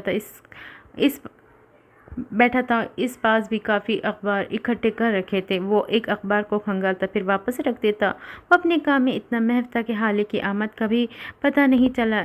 اے چھلے ہوئے آلو، یہ تمہارا اخبار پڑھنے کا شوق کب سے جاگ گیا؟ وہ تھپ سی اس کے برابر میں صوفے پہ بیٹھتے ہوئے بولی۔ اس نے سبز رنگ کی گھٹنوں تک آتی شرٹ کے ساتھ سبزی بڑے بڑے پائنچوں والی شلوار پہن رکھی تھی، بال جوڑے میں باندھ رکھے تھے، سی آنکھوں میں اب بھی نیند تھی۔ دیکھ رہا ہوں چچی جان، خودکش دھماکے کی خبر کہاں چھپی ہے؟ چلو دھماکہ نہ ہے صحیح، کیسے خودکشی کی یہی چھاپ دیتے ہیں، لیکن نہیں، ان اخبار والوں سے کچھ نہیں ہوگا۔ وہ اتنے سنجیدہ سے انداز میں بولا تھا کہ حالہ نے اس کو گھور کر دیکھا تھا۔ بھلا چچی کیوں کرے گی ایسا بدتمیز؟ اس نے گھر کا تھا۔ تمہاری اور سفیر کی شادی کی ڈیٹ فکس ہو گئی ہے، انہوں نے تو مرنا ہی ہے، फिर कल अखबार में तुम्हारे मर्डर की न्यूज़ छपेगी, लेकिन ये तो तय था फरवा खानम, ये शादी नहीं होने देगी। वो चमकती आंखों से मुस्कुराहट दबा कर बोला था। अल्लाह अल्लाह, कितना फजूल बोलते हो तुम, शादी होगी और तुम सब देखोगे। वैसे मुझे अभी शादी करनी ही नहीं थी, लेकिन मैं क्या करूँ, कल रात दादा जान ने मुझे बहुत फोर्स किया, इनकी खुशी के लिए मुझे मानना पड़ा। वो अपसेट लगती थी। एक बात कहूँ हाले, तुम सफ़ीर भाई से शादी ना कर, वो एकदम संजीदगी से बोला था। हाले ने सर सोफे की पुष्ट टिका लिया और थोड़ी देर बाद जब बोली तो उसकी आवाज़ में तकान सी थी। क्यों ना करूँ, कोई वजह तो होगी। शायद वो ख़ुद भी कोई तवज्जो पेश करना चाहती थी। तुम बातें मनवाने की आदी हो, तुम बॉस लेडी हो सफ़ीर भाई, और तुम्हारी बनेगी नहीं। तुम उनके साथ एक बेरंग ज़िंदगी गुजारोगी, और हारून, तुम इनके साथ बहुत खुश रह सकती हो। हाले वो तुम्हारी बातें मानने का आदी है, उसको तुम्हारी सुनना अच्छा लगता है। मेरे हिसाब से वो तुम्हारे लिए बेस्ट है, लेकिन फिर भी तुम चाहो। उसने कंधे उचकाए। हाले खामोशी रही, कुछ बोली नहीं। इस वक्त हारून भी गुनगुनाता हुआ लॉन्ज में दाखिल हुआ था। हाले ने उसको देखा, फिर इसके होठों पर फीकी सी मुस्कुराहट आई थी। हारून ने इसे नोट नहीं किया था। वो इसी तरह गुनगुनाता उसके पास आकर बैठ गया था। क्या हुआ है कज़न, इतनी अपसेट क्यों हो? वो हशाश बशाश सा बोला था।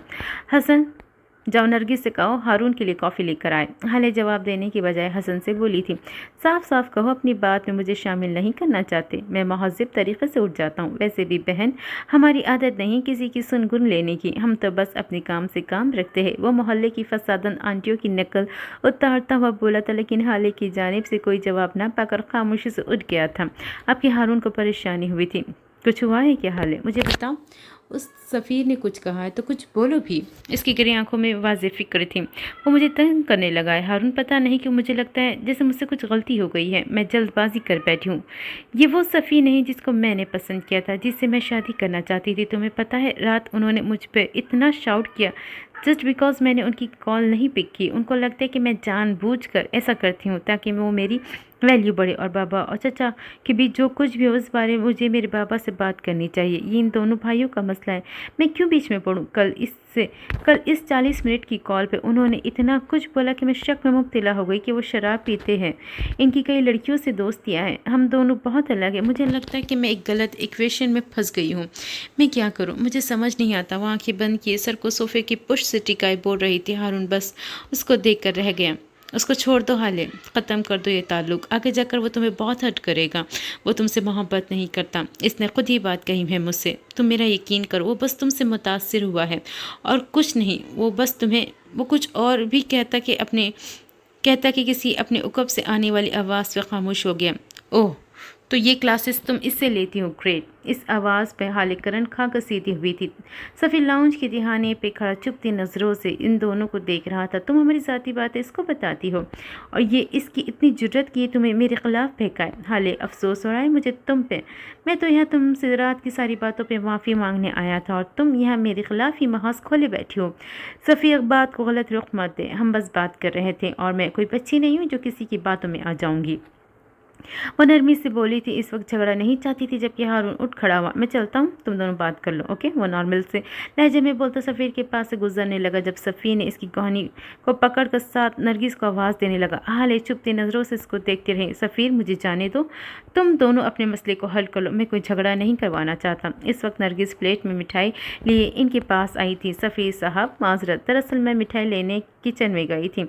हारून साहब की अम्मी आई है ना, तो इनके लिए जी। इसको लंबे जवाब देने की आदत थी, इसीलिए तो बुलाए तुम्हें। नरगिस, मिठाई तो चाहिए थी, वो मुस्कुराते हुए बोला था, और साथ एक गुलाब जामुन उठाकर हारून के सामने किया था। कहानी हनूस थाम रखी थी। ये किस खुशी में है? हारून नागवारी से बोला था। ये लो खाओ यार, ये लो यार, खाओ तो सही। इसने ज़बरदस्ती गुलाब जामुन हारून के मुंह में ठूंसा। हाले को सफ़ीर की हरकत पर गुस्सा आया था, लेकिन कुछ बोली नहीं। हम दोनों की शादी फिक्स हो गई है, 10 दिन बाद निकाह है हमारा। उसकी मिठाई ये वो बज़ाहिर मुस्कुरा रहा था, लेकिन इसकी आंखों में तपिश सी थी। हारून शाहिद ने अपनी ज़िंदगी का इतना कड़वा गुलाब जामुन नहीं खाया था। इसने बेख्तियार अपनी कहानी छुड़ाई और तेज़ तेज़ चलता सुल्तान मंजिल के दरवाजे की जानिब पड़ गया था। इसकी आंखों में पानी भरता जा रहा था। हर मंजर धुंधला सा हो रहा था। एक बार तो वो गिरते गिरते बचा था, अब वो सुल्तान मंजिल के गेट से बाहर निकल आया था। एक दीवार की ओट में खड़ा इस मिठाई को थूक थूक कर निकाल रहा था, कभी शर्ट की आस्तीन से ज़बान को रगड़ रहा था। कड़वापन ऐसा था कि ख़त्म ना होता था। इसको लग रहा था कि इसका सांस बंद हो रहा है। वो कभी अपनी सीने पे हाथ मारता था, कभी मुट्ठी सीने पे मार कर ख़ुद को पुरसुकून करता। इसका दिल जल रहा था। इतनी तकलीफ़ होगी, इसने ये कब सोचा था। इसकी आंखों से आंसू बहते जा रहे थे, जिन्हें वो बार बार शर्ट के आस्तीन से रगड़ लेता था। वो रो रहा था, बहुत बुरी तरह रो रहा था। इसको तकलीफ़ हो रही थी, बहुत तकलीफ़। हारून बेटे, यहाँ क्या कर रहे हो? शाहिद हुसैन की आवाज़ पर इसने मुड़कर देखा था। वो इसकी सुर्ख आंखें देखकर दहल गए। उनको आज यूसुफ सुल्तान के घर आने की दावत दी थी। नवाल बेगम अंदर चली गई थी। शाहिद जो कोई कॉल सुने यहीं ठहर गए थे। हारून को इस तरफ आते देख वो हैरान हुए थे। बेटे, यहाँ क्या कर रहे हो? रो क्यों रहे हो? मुझे बताओ तो सही, हुआ क्या है? वो उसके करीब आ गए थे। हारून कुछ कहे बगैर इनके गले लग गया था। पापा, हाले की शादी हो रही है, मैं बर्दाश्त नहीं कर पा रहा, मुझे बहुत तकलीफ़ हो रही है, बहुत ज़्यादा। मैं इसको नहीं छोड़ सकता, मैं कैसे ख़ुद पे काबू रखूं? वो रोते हुए बोल रहा था। शाहिद को लग रहा था जिसे कोई इनके दिल पर पैर रख रहा हो। हारून, बस बेटा, देखो सब इधर देख रहे हैं, मेरी तरफ देखो। हारून बेटे, सब्र करो। क्या हो गया है तुम्हें? इधर देखो मेरी तरफ। उन्होंने नरमी से उसको खुद से अलग किया था। वो नज़रें झुकाए खड़ा था, दांतों पे दांत जमाए, खुद पे जब्त किए। यहाँ सब देख रहे हैं, हम घर चल के बात करेंगे। बेटा संभालो खुद को, तुम तो बहादुर हो। ओके? उसने झुके हुए सर को बस ज़रा सा हिलाने पर इक्तफा किया था और खामोशी से शाहिद हुसैन के पीछे चल दिया था, जब्त किए। दर्द सहते हुए। इतना बहादुर नहीं था जितना बनने की कोशिश कर रहा था। वो इतने मजबूत नहीं था जितना खुद को जाहिर कर रहा था। दूसरी तरफ हाले और सफ़ीर एक दफ़ा फिर आमने सामने थे। आपने क्यों इसके साथ बैर बांध लिया है? वो मेरा दोस्त है, इसको हर्ट होता है, वो मुझे भी बुरा लगता है। वो मुझे कोई आपके ख़िलाफ़ नहीं भड़काता, कोई नहीं भड़का सकता। मैं अपना जहन, अपना दिमाग रखती हूँ, मुझे फ़ैसले करने आते हैं। कोई मेरी उंगली पकड़ के मुझे चलना नहीं सिखाता। सफ़ीर, आप मेरी बात एक बार जहन नशी कर लीजिए। आप आइंदा हारून और मुझसे इस लहजे में बात नहीं करेंगी। इसका लहजा दो टोक था। सफ़ी ने जब बात बिगड़ते देखी तो खुद ही नरम पड़ गया। Okay, I am sorry. इसने जैसे हार मान ली। मैं परेशान था यार कल से लेकर, इसलिए बस थोड़ा सा ओवर रिएक्ट कर गया।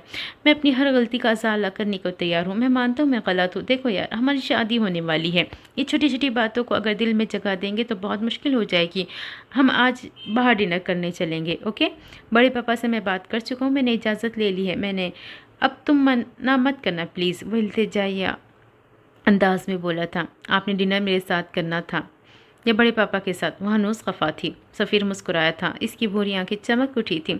सारे जवाब रात को डिनर पे दे दूंगा। इस वक्त मैं एक मीटिंग के लिए लेट हो रहा हूँ। और एक बात और, शाम 7 बजे तक मैं ड्राइवर भेज दूंगा, तुम प्लीज़ आ जाना। ओके? वो कोई जवाब देती कि उसका मोबाइल बजने लगा था। झिंगा कॉलिंग, ये क्यों कॉल कर रहा है? अच्छा कि मैं आ जाऊँगा। इसने सफ़ीर की तरफ देखे बगैर ही कहा था। वो भी लेट हो रहा था, इसलिए वो खामोश से चला गया था। हाले ने कॉल पिक की थी। हाँ बोलो, किधर हो तुम और कॉल क्यों कर रहे हो? मेरे कमरे में आ जाओ अभी। इसी वक्त इसकी फुसी फुसी से आवाज़ आई थी। क्यों, तुम्हारी नौकर लगी हूँ? वो तब ही तो गई थी। यार आ जाओ प्लीज़, मैं मुसीबत में हूँ। वो रोहानसा सा हो गया था। हाले ने जवाब दिए बगैर कॉल काट दी थी। ऊपर की तरफ जाने लगी जब इसने शाहिद हुसैन और हारून को सामने से आते देखा और भागकर इनके करीब गई थी। शाहिद इसको देखकर मुस्कुराए थे। वो इनके पास जाकर इनके सीने से लग गई थी। शाहिद ने इसके बालों को चूमा था। I missed you so much मामू जान।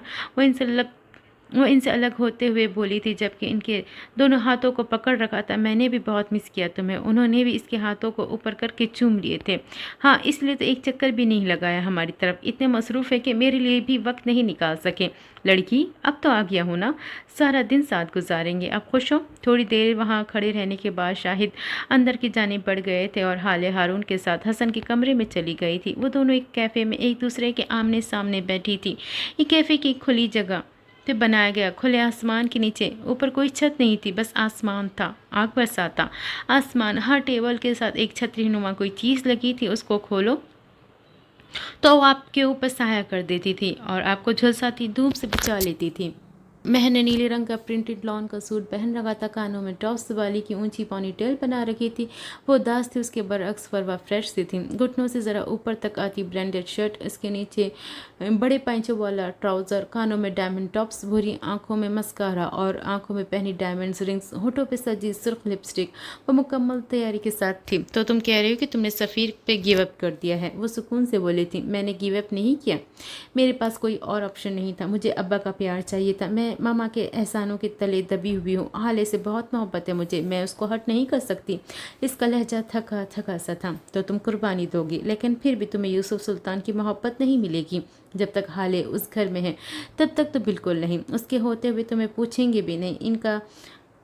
इनका वादा नया नया है, इसलिए वो तुमसे बात करते हैं, तुम्हारी लाई हुई चीज़ें खामोशी से ले लेते हैं। लेकिन मेरी बात याद रखो महर, जिस दिन हाले और सफ़ीर की शादी होगी वो ये तक भूल जाएंगे कि कोई महर माँ थी भी या नहीं। अगर तुम्हें यूसुफ सुल्तान चाहिए तो हाले को बीच से निकालना होगा।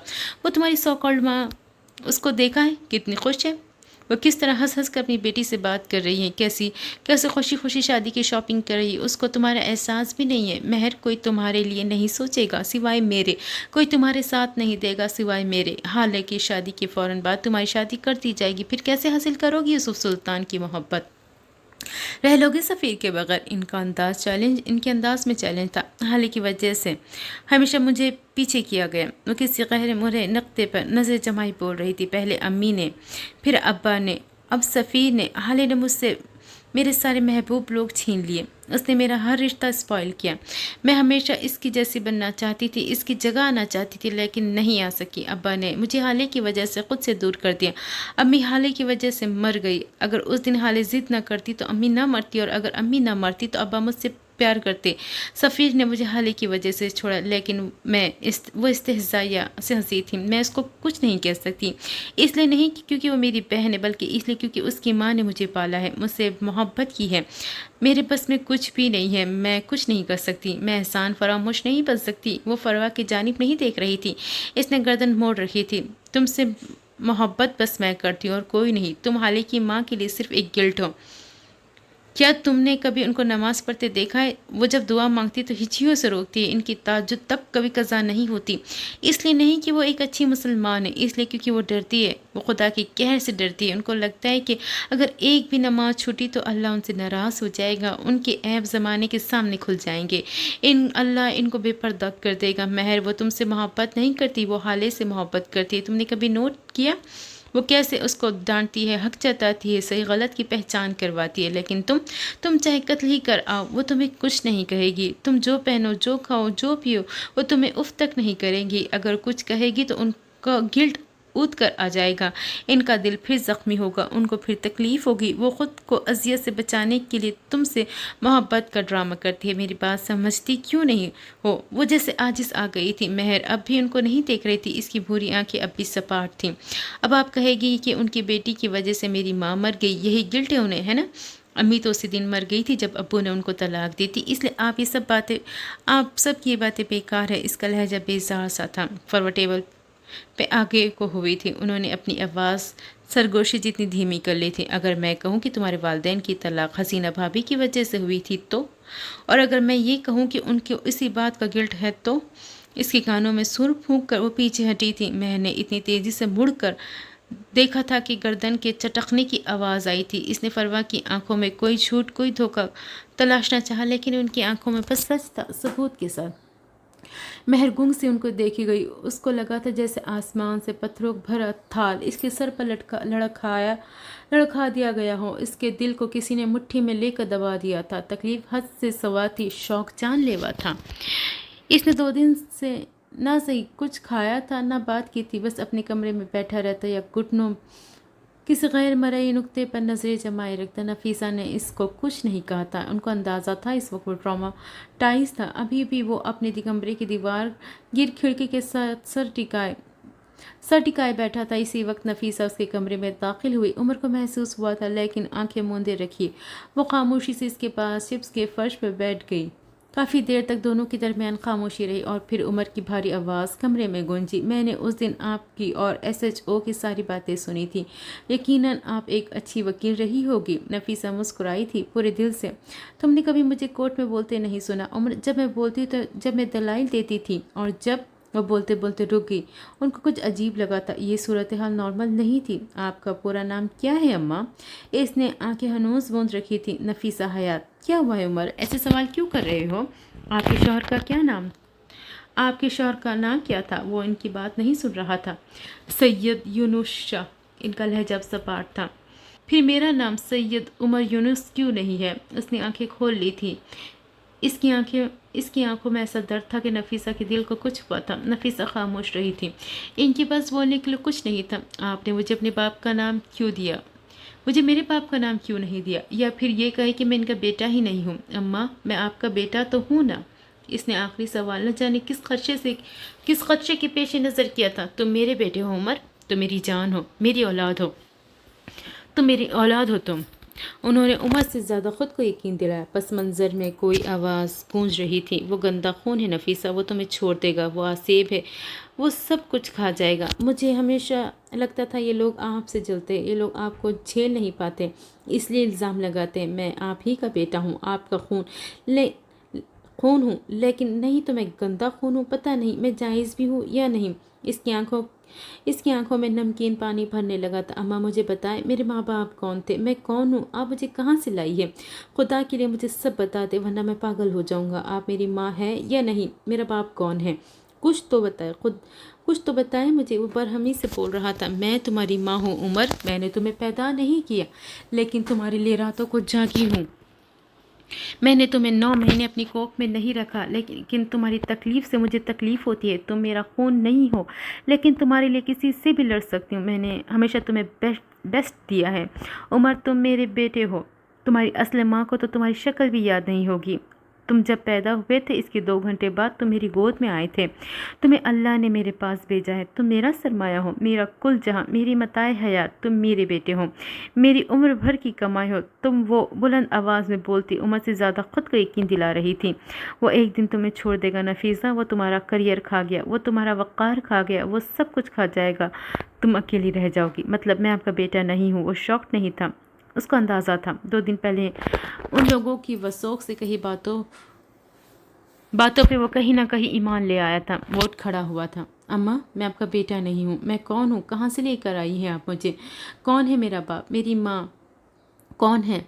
کیوں دیا انہوں نے مجھے آپ کو؟ اماں، مجھے سب بتائے۔ اس کی آنکھیں مجھے سب بتائے سب۔ اس کی آنکھیں سرخ تھی، وہ تیز تیز بول رہا تھا، میں نہیں جانتی تمہارے خاندان کو، میں کچھ نہیں جانتی عمر، تم سب باتیں چھوڑ دو، جو ہونا تھا وہ ہو گیا، تم میرے بیٹے ہو۔ انہوں نے عمر کی کہانی تھامنی چاہیے جس سے عمر نے بے دردی سے چھڑایا تھا۔ مطلب انہوں نے مجھے پھینک دیا تھا۔ آپ ان کو نہیں جانتی۔ مطلب مجھے لگا تھا میرے باپ نے مجھے آپ کے حوالے کیا ہوگا، لیکن وہ اب شوق تھا۔ او میرے خدایا، یہ میں کس کھیل کا حصہ بن گیا ہوں؟ یہ کیا ہو رہا ہے میرے ساتھ؟ اللہ، کیوں میرے ساتھ ہی کیوں؟ وہ بالوں کو مٹھی میں دبوچے یہاں سے وہاں چکر لگا رہا تھا۔ کیوں اٹھا کر لائی تھی آپ مجھے؟ جب میرے ماں باپ نے مجھے نہیں اپنایا تو آپ کیوں اٹھا کر لائی؟ اتنے سال دھوکے میں رہا۔ اس دن سب لوگوں نے اس 2 ٹکے کے ندیم کی بات کا یقین کیا تھا، لیکن میرا نہیں، کیونکہ اس کی بیٹی کریڈیبلٹی تھی، اس کا خاندان تھا، اس کے پاس نام تھا، عزت تھی، اور میں اماں خالی ہاتھ تھا۔ اس نے اپنے 2 ہاتھ نفیسہ کے چہرے کے سامنے کیے تھے۔ میرا کوئی خاندان نہیں تھا، میرے پاس کوئی اوقات نہیں تھی، میری کوئی کریڈیبلٹی نہیں تھی۔ میں ایک ایسی اولاد تھا جس کو اس کے ماں باپ نے بھی قبول نہیں کیا تھا۔ یا اللہ، میری تو ساری زندگی جھوٹ تھی، میرا وجود جھوٹا، میرا وجود جھوٹا ہے، ناپاک ہے، گندا ہے۔ وہ بلند آواز میں چلا رہا تھا، عمر، میں نے تمہارے لیے سب کچھ کیا ہے، آگے بھی کروں گی۔ تمہارا خاندان میں ہوں، میں نے تمہارے لیے دنیا چھوڑی۔ تم مجھ سے پوچھو تم کیا ہو؟ تم میرا پورا جہاں ہو۔ لوگوں کی باتوں میں کیوں آتے ہو عمر؟ یہ سب جھوٹے ہیں، تم میرا سچ ہو۔ وہ رونے لگی تھی۔ میں نہیں جانتی تمہاری فیملی کون ہے، تم کون ہو؟ میں نے تمہیں کوڑے کے ڈھیر سے اٹھایا تھا، لیکن میں 1 ہفتے بعد ہی تمہارے باپ کا پتہ لگا چکی تھی۔ میں ساری زندگی تمہیں اپنے پاس رکھ کر گلٹی نہیں رہ سکتی تھی۔ میں تمہارے باپ کے پاس لے کے گئی تھی، انہوں نے تمہیں قبول نہیں کیا۔ ان کی زندگی مکمل تھی عمر، اس میں تمہاری کوئی جگہ نہیں تھی۔ تم میرے لیے آئے تھے عمر، میری زندگی ادھوری تھی، تمہیں اس کو مکمل کرنا تھا۔ عمر کی بیماری کے بعد وہ آج روئی تھی۔ آپ نے میرے لیے کچھ نہیں کیا۔ وہ دانت پیس کر غرایا تھا۔ آپ ایک ضدی عورت تھی، آپ نے مجھے اپنی انا کی تسکین کے لیے پالا۔ آپ کو ہمیشہ وہی کام کرنا ہوتا ہے جس سے آپ کو روکا جائے۔ آپ نے میرے معاملے میں بھی وہی کیا۔ آپ نے ساری زندگی اپنی ساری دنیا اپنے لیے چھوڑی۔ اما، میرے لیے اگر کچھ کرنا ہوتا تو آپ आप अमेरिका से वापस ही ना आती। मेरे लिए अगर कुछ करना था तो ये महल्ला छोड़ती। मेरे लिए अगर कुछ करना था तो आप वकालत ना छोड़ती। आपने ये सब कुछ इसलिए किया ताकि आपकी वाह वाह हो। आपने ये सब इसलिए किया ताकि आपकी अना को तस्कीन मिले, ताकि मुझे अगर कुछ पता चले तो मैं ख़ुद को आपके एहसानों के बोझ तले दबा हुआ महसूस करूं। मुझे इतने साल धोखे में रखा, इतने साल मैंने सारे मोहल्ले वालों की गलीज़ नज़रें, जुबाने, जुमले बाजी सब कुछ इसलिए बर्दाश्त किया क्योंकि मुझे लगता था ये सब लोग इसलिए कहते हैं क्योंकि ये आपका मुकाबला नहीं कर सकते, एक मजबूत औरत को झेल नहीं सकते। आप मजबूत नहीं थी, आप ज़िद्दी थी। वो इनकी आंखों में देखता चबा चबा कर कह रहा था। नफीसा बस इसको देखी गई, यकदम सादे, और जब बोली तो बस इतना, तुम जरी से मिले हो। इनकी अपनी आवाज़ किसी खाई से आती महसूस हुई थी। उमर ने कोई जवाब नहीं दिया था। एक पुराना और नाराज़ दोस्त जब जिसके पास आपके राज हो वो दुश्मन से भी ज़्यादा ख़तरनाक होता है। आज नफीसा ने मान लिया था। खुदा तुम्हें गारत करे ज़री, वह कर्बनाक लहजे में बोली थी। नफीसा हयात अपनी ज़िंदगी में पहली बार किसी को बद्दुआ दी थी। उमर ने सुनी अनसुनी करता अलमारी की जानी पड़ गया था। नफीसा ने शौकी नज़रों से उसको देखा था। वो अपने हैंगर्स में टंगे एक एक जोड़ी को निकालता बैग में डालता जाता। बैग भर चुका था। नफीसा अपनी जगह से हिली भी नहीं थी। अब वो बाथरूम से अपना कुछ सामान लेकर आया था, उनको बैग में ठूंस रहा था। नफीसा बेहिस हरकत इनको देखी गई। अब इसका बैग तैयार था। इसने बैग कंधे पे रखा था और नफीसा की तरफ देखकर बोला था, मैं जा रहा हूँ अम्मा। जो जिल्लत मैंने उस दिन देखी है उसके बाद मैं इन लोगों का सामना नहीं कर सकता। अब मैं तब वापस आऊँगा जब मेरी कोई इज्जत होगी, मेरे बात की क्रेडिबिलिटी होगी, मेरा कोई मकाम होगा। मैं अपने ख़ानदान को ढूंढने जा रहा हूँ। मेरी वापसी का इंतज़ार मत कीजिएगा। इसका लहजा सपाट था। नफीसा के जहन में ज़ोर दिया था। इनको ऐसी अजियत कब हुई थी? जब इनका बाप मरा था? नहीं। जब इनका शौहर मर गया था? नहीं। जब इनकी पहली औलाद दुनिया में आने से पहले मर गई थी? नहीं।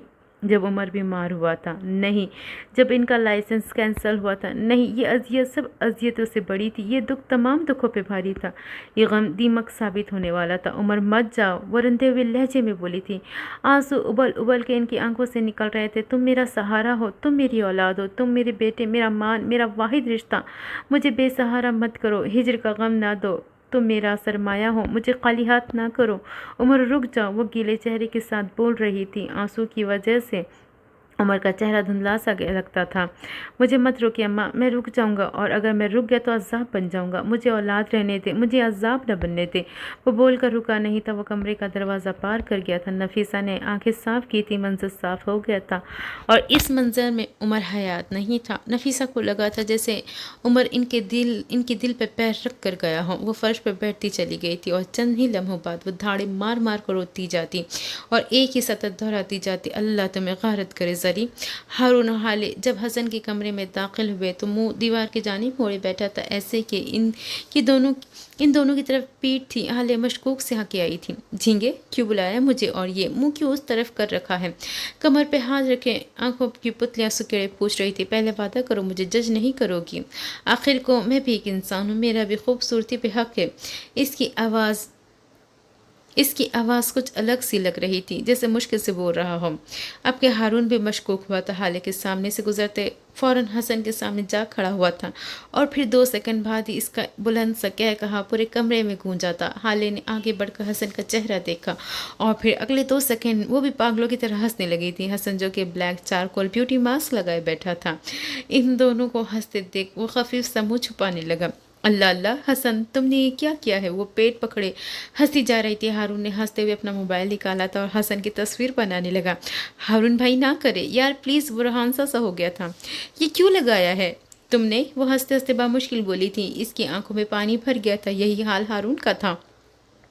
वो नीचे बैठकर गर्दन पीछे फेंकता हंसता जा रहा था। मैंने यूट्यूब पे देखा था और ईशा मिदत की शादी पे मिलने वाली लड़की, इसको भी कई बार लगे हुए देखा था। तो आज तुम्हारे कमरे में जब गया तो ये मिल गया। मैं ले आया और लगा तो लिया, लेकिन जब उतारने लगा तो मेरी स्किन इतना खींचने लगी, इतना दर्द करने लगी।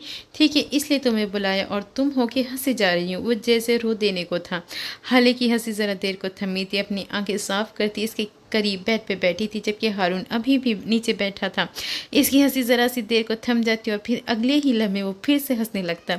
लाओ इधर करो, चेहरा मैं उतार देती हूँ, वो मुस्कुराते हुए बोली थी। लेकिन हसन ने जो ही चेहरा उसकी जानिब मोड़ा वो एक बार फिर ज़ोर ज़ोर से हंसने लगी थी।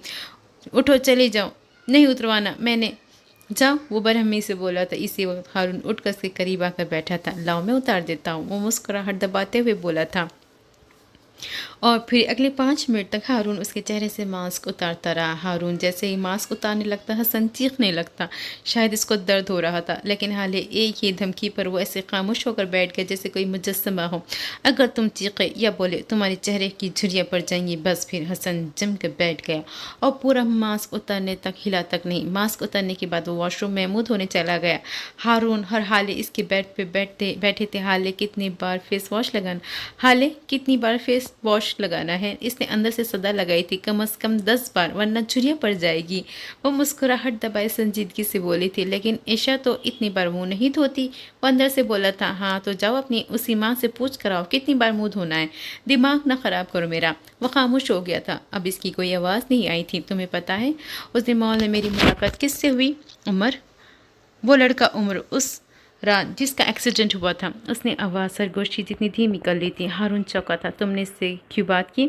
کسی نے دیکھا تو نہیں؟ میں نے کہا تھا نا، تم یہ تک بھول جاؤ گی کہ وہ رات کبھی ہماری زندگی میں آئی بھی تھی۔ تمہیں سمجھ نہیں آتی ایک بات؟ اسی بات سے تو یاد آیا، تمہیں یہ پتا ہے کہ یہ بات بچوں کو بھی پتا ہے؟ انہوں نے اس دن مجھے پوچھا تھا اور میں نے بتا دیا۔ ہاں مجھے پتا ہے، وہ جیسے بے دھیانی میں بول گیا تھا، لیکن تمہیں کیسے پتا؟ میں نے تو تمہیں نہیں بتایا۔ حالے حیران ہوئی تھی۔ نہیں، میرا مطلب ہے ظاہر ہے اس کو پتا لگنا ہی تھا، مدحت نے اس کو بتایا تھا۔ تم اس کی مایوں والی رات گھر پر نہیں تھی، اس نے بات سنبھال لی تھی۔ اچھا خیر، دفع کرو، حسن کی ویڈیو انسٹاگرام پہ لگا رہی ہوں، وہ چہکتے بولی تھی۔ حالے نے اس کے ماسک اتارنے والی ویڈیو انسٹاگرام پہ پوسٹ کر دی تھی۔ وہ اپنے موبائل پہ لگی تھی جب اس کی نظر ایک ویڈیو پہ پڑی۔ ان کی یونیورسٹی فیلو کی کسی شادی میں ڈانس کلپ تھی۔ حالے کو ایک دم شرارت سوچی تھی، یہ دیکھو ہارون، میں بھی اپنی شادی پر ایسا ڈانس کروں گی، میں ٹانگیں توڑ دوں گا۔ وہ ویڈیو دیکھے بغیر بولا تھا، پہلے دیکھ تو لو۔ وہ خفا ہوئی تھی، نہیں دیکھنی، اور خبردار جو تم نے ایسی کوئی حرکت کی حالے، میں واپس آ کر چھوڑوں گا نہیں تمہیں، وہ اس کو وارن کرتے ہوئے بولا تھا، جبکہ حالے ایک دم سیدھی ہو کر بیٹھی تھی۔ واپس آ کر مطلب تم کہاں جا رہے ہو؟ اللہ کی زمین بہت وسیع ہے، کہیں نہ کہیں چلا ہی جاؤں گا، 2 دن بعد جا رہا ہوں، ٹینشن نہ لو۔ بظاہر ہلکے پھلکے لہجے میں بول رہا تھا، لیکن اندر سے کوئی اس کا دل جکڑ رہا تھا۔ تم میری شادی پہ، میرے اتنے بڑے دن پر مجھے اکیلا چھوڑ کر چلے جاؤ گے؟ تم ایسا کیسے کر سکتے ہو؟ وہ بے یقین سے بول رہی تھی۔ ہارون نے کندھے اچکائے تھے، وہ اس کی طرف نہیں دیکھ رہا تھا، اس کا سر جھکا ہوا تھا۔ وہ اپنے موبائل کی تاریک اسکرین پر انگلی پھیرتے ہوئے بول رہا تھا، اکیلی کب ہوگی تم؟ سب لوگ ہیں تو صحیح تمہارے ساتھ، اگر حالے کے ساتھ ہارون شاہد نہ ہو تو وہ اکیلی ہی ہوتی ہے۔ یہ تمہارے الفاظ ہیں ہارون، وہ دکھ سے کہہ رہی تھی۔ تو تم کیا چاہتی ہو؟ تمہاری شادی پہ چنا میریا گاتا رہے؟ حالے سلطان، وہ فلم ہے، welcome to reality. Hasan bathroom کے دروازے پہ کھڑا طنزیہ کہہ کر پھر اندر غائب ہو گیا تھا۔ ابھی 4 دفعہ اور منہ دھونا ہے، میں یہاں نہیں رہ سکتا۔ حالے، تم سفیر سے شادی کرو، میں نے تمہارے فیصلے کا احترام کیا، اب اگر میں یہاں سے جا رہا ہوں تو یہی شرط تم پہ بھی لاگو ہوتی ہے حالے، کہ میری سچویشن سمجھو۔ وہ اس کی آنکھوں میں دیکھتا نرمی سے بولا تھا۔ حالے خاموش ہو گئی تھی، اس کا دل دکھا تھا، بہت بری طرح دکھا تھا۔ یہ ملاقات ایک ہوٹل کے سویٹ میں ہونا طے پائی تھی۔ فروا نے وہی لباس پہن رکھا تھا جو صبح مہر کے ساتھ اس کیفے میں بیٹھے ہوئے پہن رکھا تھا، البتہ میک اپ کو اب تازہ ٹچ ضرور دیا تھا۔ لپسٹک صبح سے زیادہ تر و تازہ تھی۔ فہیم مرزا اور ایک فروا ایک دوسرے کے آمنے سامنے صوفوں پہ بیٹھے تھے، بیچ میں شیشے کی میز حائل تھی۔ فہیم کے صوفے سے ذرا سے دور اس کے گارڈز کھڑے تھے، جبکہ ایک 28-29 سالہ لڑکا ان کے ساتھ بیٹھا تھا۔ اس کی آنکھیں فہیم سے ملتی تھی، وہ ان کا بھانجا تھا، نوح مرزا۔ اس نے پھولوں والی شرٹ کے ساتھ نیلی جینس پہن رکھی تھی، گلے میں کئی طرح کی چین، ہاتھ میں بریسلٹ، اس کی رنگت سانولی سی تھی، آنکھیں میں سنہری شاطر سے بال ہلکے گھنگرالے۔ وہ چپتی ہوئی نظروں سے بیٹھی سامنے فروا کو دیکھ رہا تھا، وہ غیر آرام سا لگتا تھا۔ تو آپ یہ کہہ رہی ہے کہ آپ مجھے ہیون دلا سکتی ہے؟ میں یہ نہیں پوچھوں گا کیوں، میں یہ ضرور پوچھوں گا کیسے۔ وہ 55 یا 60 کے قریب کا عمر کا، بال قلموں سے سفید تھے، سیاہ کرتا سوٹ کے اوپر سفید کوٹ پہنے ہوئے وہ کافی ہینڈسم لگتا تھا۔ میں آپ کو کیوں ویسے بھی نہیں بتاؤں گی، لیکن میں آپ سے وعدہ کرتی ہوں میں اس کام میں آپ کی مدد کر سکتی ہوں۔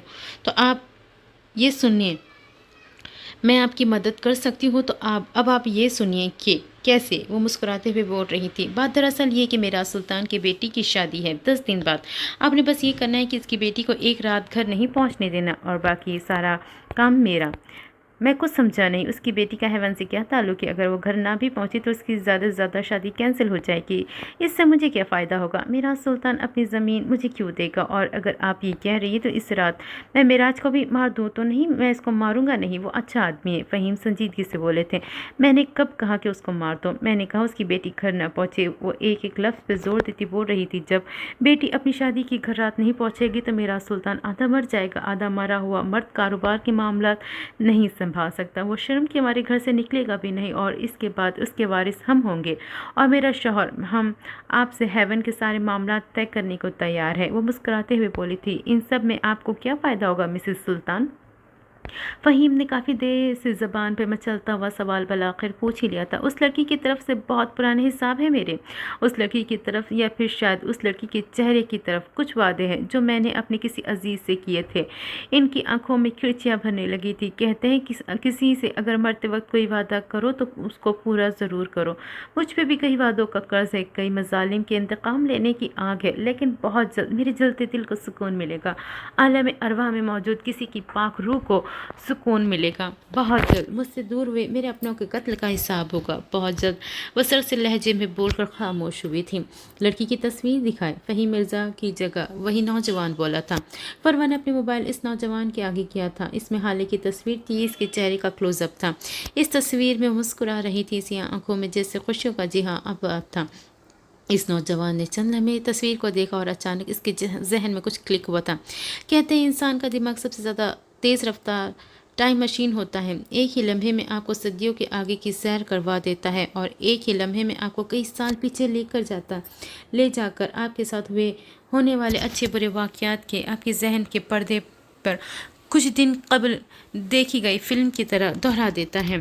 ایسے ہی ایک لمحے میں نوح مرزا کا دماغ اس کو 1.5 سال پیچھے لے گیا تھا۔ یہاں یہ تصویر والی لڑکی اس کی روبرو کھڑی تھی، اس کی آنکھوں میں غصہ تھا، چہرے پہ برہمی۔ وہ اکیلی نہیں تھی، اس کے ساتھ ایک گرے آنکھوں والا لڑکا بھی تھا۔ نوح مرزا بھی اکیلا نہیں تھا، اس کے ساتھ بھی ایک سیاہ آنکھوں والا لڑکا تھا، یاقوت، فہیم مرزا کا اکلوتا بیٹا۔ ہر وقت کسی نہ کسی مسئلے میں پھنس جاتا تھا، کسی نہ کسی سے لڑ کر آ جاتا۔ اگر کسی ہفتے میں یہ دونوں کام نہ کرتا تو اس کا کسی نہ کسی لڑکی سے بریک اپ ہو جاتا۔ وہ لابالی سا تھا، اس کے لیے زندگی کا مقصد بس لڑائی جھگڑا، لڑکی اور باپ کا پیسہ بیچا اڑانا۔ نوح ہمہ وقت اس کا سایہ بنا رہتا، جب وہ لڑ کر آتا تو نوح اس کو بچا لیتا، جب اس کا بریک اپ ہوتا تو نوح اس کو چیئرپ کرتا اور اگر وہ ممکن ہوتا تو پیچ اپ بھی کروا دیتا، لیکن ایسا بس اب 2 بار ہی ہوا تھا۔ ایلیٹ کلاس کی الٹرا ماڈرن لڑکیاں یاقوت کی بچکانہ غسل اور لاابالی طبیعت کو زیادہ جھیل نہیں پاتی تھی۔ مختصر یہ کہ نوح مرزا اس کا کزن کم باڈی گارڈ تھا۔ اس وقت بھی اس نے اپنی عادت کے مجبور مال میں کھڑی اس سیاہ آنکھوں والی لڑکی سے جھگڑا مول لیا تھا۔ یہ شرط پہلے میں نے لی تھی، تم نے اس کو میرے ہاتھ سے لیا ہے، اس لیے بہتر یہی ہوگا کہ اس کو واپس کر دو۔ وہ انگلی سے شرٹ کی طرف اشارہ کرتی ہوئی بولی تھی۔ یاقوت گہرا مسکرایا تھا۔ میں تو تمہیں یہ شرٹ واپس نہیں کر رہا، اب بتاؤ کیا کر لو گی تم؟ بلکہ چلو لے ہی لو، ظاہر ہے تم نے یہ شرٹ پہلے لی تھی تو اس پہ تمہارا زیادہ حق ہوا نا۔ وہ اچانک ہی پینسلا بدلتا شرافت سے بولا تھا۔ نوح نے اس کو غور سے دیکھا تھا، اسے پتا تھا یاقوت اب پھر کچھ نہ کچھ ضرور کرے گا۔ وہ اس کو روک نہیں سکتا تھا، اسے اجازت نہیں تھی، وہ بس مسئلہ ہونے کے بعد اس کو فکس کر سکتا تھا، اسے حفاظتی اقدام کی اجازت نہیں تھی۔ گری آنکھوں والے لڑکے نے بھی مشتبہ نظروں سے اس کو دیکھا تھا۔ یاقوت نے شرٹ حالے کے چہرے کے سامنے کی تھی۔ حالے نے شرٹ کو لینے کے لیے ہاتھ بڑھایا تھا، جبکہ یاقوت نے مسکراتے ہوئے اپنا ہاتھ حالے کے ہاتھ سے ٹچ کیا تھا۔ حالے نے کرن کھا کر ہاتھ پیچھے کیا تھا، جبکہ ہارون نے ہتھیلی کا مکہ بنا کر سیدھا یاقوت کی ناک میں دے مارا تھا۔ اس کی ناک سے خون بہنے لگا تھا۔ اسی وقت حالے نے جھک کر اپنی ہیل والی سینڈل اتاری تھی اور یاقوت کے سر پہ دے ماری تھی۔ یہ سب اتنا اچانک ہوا کہ نوح کچھ سمجھ ہی نہیں پایا۔ ہارون اس کو دوبارہ مارنے کے لیے آگے بڑھا، جب اس کے گارڈ نے اس کو پیچھے سے پکڑ لیا، اس کو گھسیٹتے ہوئے دور لے کر جا رہے تھے۔ یاقوت ماربل کے فرش پہ پڑا گالیاں بکتا جا رہا تھا۔ ہاؤ ڈیئر یو وچ، میں تمہیں چھوڑوں گا نہیں۔ لڑکیاں میری قربت کو ترستی اور تم نے مجھ پہ ہاتھ اٹھایا۔ وہ منہ سے کف نکالتے چلا رہا تھا۔ ہارون نے خود پر اپنے گارڈ سے چھڑوا لیا تھا اور ایک بار پھر اس کے اوپر جھپٹا۔ نوح کا دماغ تھوڑی دیر اور اس کی فلم کو چلنے دینا چاہتا تھا، لیکن فہیم مرزا کی آواز اس کو حال میں لے آئی تھی۔ کیا تم جانتے ہو اس لڑکی کو؟ انہوں سے پوچھ رہے تھے۔ جی، یہ وہی لڑکی ہے جس کی بوائے فرینڈ نے یاقوت کو مارا تھا، آپ کو یاد ہے نا؟ وہ ان کی کان کے پاس جھک کر بولا تھا۔ تو یہ تھی وزن ریڈرز ہماری آج کی اس ناول کی چھٹی قسط۔ امید کرتی ہوں آپ کو یہ ناول ضرور پسند آ رہا ہوگا۔ جی چلیے جی انشاءاللہ اگلی قسط میں پھر سے ملاقات ہوتی ہے، تب تک کہ مجھے دیجیے اجازت، اور پلیز میرے چینل کو سبسکرائب کریں، لائک اینڈ کمنٹ بھی کر دیا کریں پیارے پیارے۔ چلیے جی انشاءاللہ اگلی قسط میں پھر سے ملاقات ہوتی ہے، تب تک کے لیے اللہ حافظ۔